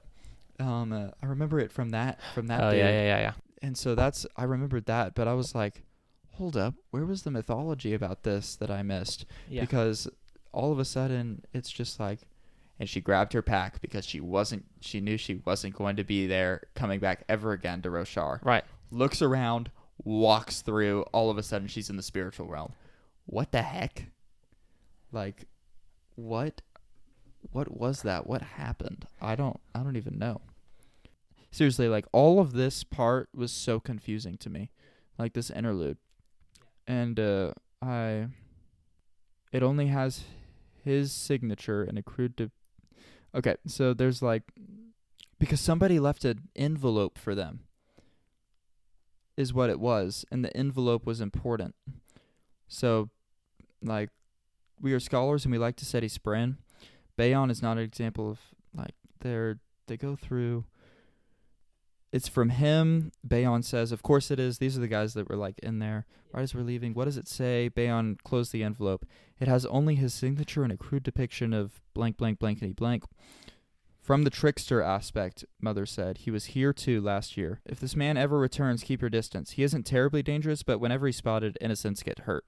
That was only natural. He was the trickster aspect, spun out of the one to create chaos, all of this stuff. I'm seriously don't remember, like, this part was so confusing to me, but it felt important. I enjoyed it to some extent. I don't know. Yeah, like, I don't know. There's so much. Yeah, and so with only, well, where is it? The gateway of the land of shadows, Honor's gateway, opened. Palms toward the city and split the bay, like the air in front of the bay. Everybody walks out. And the three dudes say, we're complaining about the odd behavior for a perpendicularity of this nature. All of that was so weird to me. Like, they're not ghost bloods. I guess they must have been from another planet and just showed up. And that is one thing with the kind of wider Cosmere stuff, where it's like, it used to be like if you read the Cosmere stuff, it was more fun and made more sense to you. Yeah. Like Zael, for example, you know? Yeah. But now it's like, it's going from that to, we kind of have read the Cosmere to make sense of this, even. Yeah, honestly, So, like the interlude with Risen and the Dawn Shard, like, I mean, you and me both haven't read Dawn Shard. Right. We're clueless as to how the heck she got, how we went from, I have a dragon, to, I'm protecting, blah, blah, blah, blah, blah, blah, blah. Yeah, sure. You know, and we can't be seen together with. Right. Kind of a deal. Like, there's just so much stuff with the Cosmere, I feel like, and like I said, it's cool. Like, I got into it for a few weeks after reading this. Here's my only thing for, like, the next 5 books. I think that it could be really cool if he expands the Cosmere rather than pulling the Cosmere into, like, create this into instead of funneling everything in, let's have this pour into the Cosmere. Sure. If that makes sense. Sure. Instead of the Cosmere pouring into this. Sure. Right? So, like, Hoyd's the perfect example, right? Like, Hoyd is very comfortably in the story as an actual piece of the story, and he shows up in the other stuff, right? I think that the way that this should work is that all of the story should just have, like, all of the stuff in the Stormlight in the second arc should just be wherever, like, whatever the story brings, it should flow out of, and the Cosmere should expand through the story, and then that can pour into other little tidbits of fun in other Cosmere story books, right? Instead of having essentially forcing us to go and understand the magic system of Warbreaker without telling us what the magic system of Warbreaker is inside of the inside of the Stormlight archive, right? You know, stuff like that. I don't know if that makes sense. Yeah, it kind of does. It's like, just don't force us to go read other books. Instead, have this be the place that's the starting point for other books. Sure. Because I guarantee you more people have read this than have read. Like, this is maybe Mistborn is outsold, but close to it. Yeah. I think that this one's it's definitely the favorite and the biggest. Yeah. I don't know. I still haven't read any Mistborn, but I haven't read it yet. Yeah. We'll conquer that one. Maybe eventually. Yeah. Not this year. I'm done with. I don't know. I was telling Mom the other day. I'm like, this could be the wrap up of our conversation tonight. I was telling Mom. I'm like, she's like, so are you finally done with that series? And I'm like, yes. It was so good. It was so entertaining. I'm done. Yeah. I felt like I just ate an entire 12-course meal of junk food. And all I want to do right now is go find anything but junk food. Sure. Like, it's why I'm pouring myself so much into all these physics books and theology and all that other stuff right now. It's like, I need a salad. Just give me a salad. Sure. Yeah. And it's not like this isn't like, fun good food good fun food, I should say. Yeah. Like it's as far as like It's fun. entertaining stuff goes, it's great. Yeah. It's great. It's entertaining. It's not edifying. Sure. It's not. Well, it can be. It can be. These discussions are for sure. These discussions are. Oh, for sure. Yeah. But, I mean, it's not. The book in and of itself is just not. Yeah. It's not a salad. Yeah. It's great if you want to have. It's great if you want to have fun with the book. It is not great if you try to get like. Yeah. It turns into escapism, honestly, if you do it like that. So what I was telling Mom is like, I'm great to do this like while I'm here at home, while we're over in Australia and I've got a month-long vacation. Right. I'll read my junk food book while I'm on vacation, right? Like, and not feel guilty about it because I'm on vacation. If I did what I did like 3 years ago with the Keeper of the Lost Cities and just binge read all of them that fast again, I might lose my mind. Yeah. Like, even as fast as I went through this and like this series, all 5 of these books in 6 months, it was too much. It was too fast. It was too much. It's not good. And those are small books. Not whatever the monstrosity. There's a sword on the front. Yeah, without the slipcover. Yeah. Well, that's actually so cool. This is what it is. It's 10:15 at night. We're talking about stuff, and Tanner's like, "Oh, sword!" Oh. I will say one thing ready to go. Tanner on our Way of Kings episode said something about Kaladin getting an honor blade. Turns out, even though I mocked him then, he was prophetic. Yes, Kaladin became a herald and got an honor spear or something. So yeah. From the second that he opened it with that, I'm like, this feels like the peak of what you can do and still be like a normal character. Yeah. Kaladin is the normal character that is going to hit the pinnacle, right? And so I'm like, he's going to get it. I just know he's going to get it. He did. Oh, he 100% did. And it's sick, too. He's still bonded to... Here, help me work through this. He's still bonded to Syl, right? Yeah. So Syl gets to go through everything with him. So yeah, I think so. He's now an honor bearer. Yeah. No, herald. Herald. Yeah, that's what I was trying to... Not honor bearer. That's a different thing. He's now a herald. And so, like, how much more does their bond that would grow be interesting. after that? I'm interested to see that. That's an interesting. I feel like Kaladin's going to be the reason I finish this series. He is definitely. And if Kaladin dies, I'm not quite sure that. Like, well, and this is the thing people have been talking about too. Like, we didn't get to see Kaladin be epic all the way in this book. He's now a herald. Kaladin's going to come back with all the heralds and make everything right again. I hope that's what happens, but didn't happen in this book when we had chances for that to happen, so we'll see. Yeah, exactly. I think that, I don't know, I'm interested in all of the... I'll read the next couple books. I will definitely. I'll pick them up. I make 0 promises to finish this. Yeah.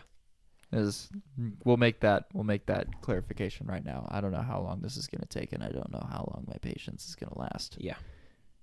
Hey, at least it's not 14 books. Oh, dear Lord. But those were tiny compared to these, though. Some of them were, yeah. Let me see. I'm an Audible library. I can rank my audiobooks from Rhythm of War. Okay, so I don't have Wind and Truth in this one. So all 4, the longest Wheel of Time book is Memory of Light. Way of Kings is longer than that. Really? Yeah. Yeah. So not even close.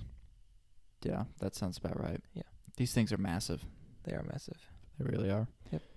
And I flew through them, so I don't have like a full idea of how much time they actually take to get all the way through. I mean, Yep.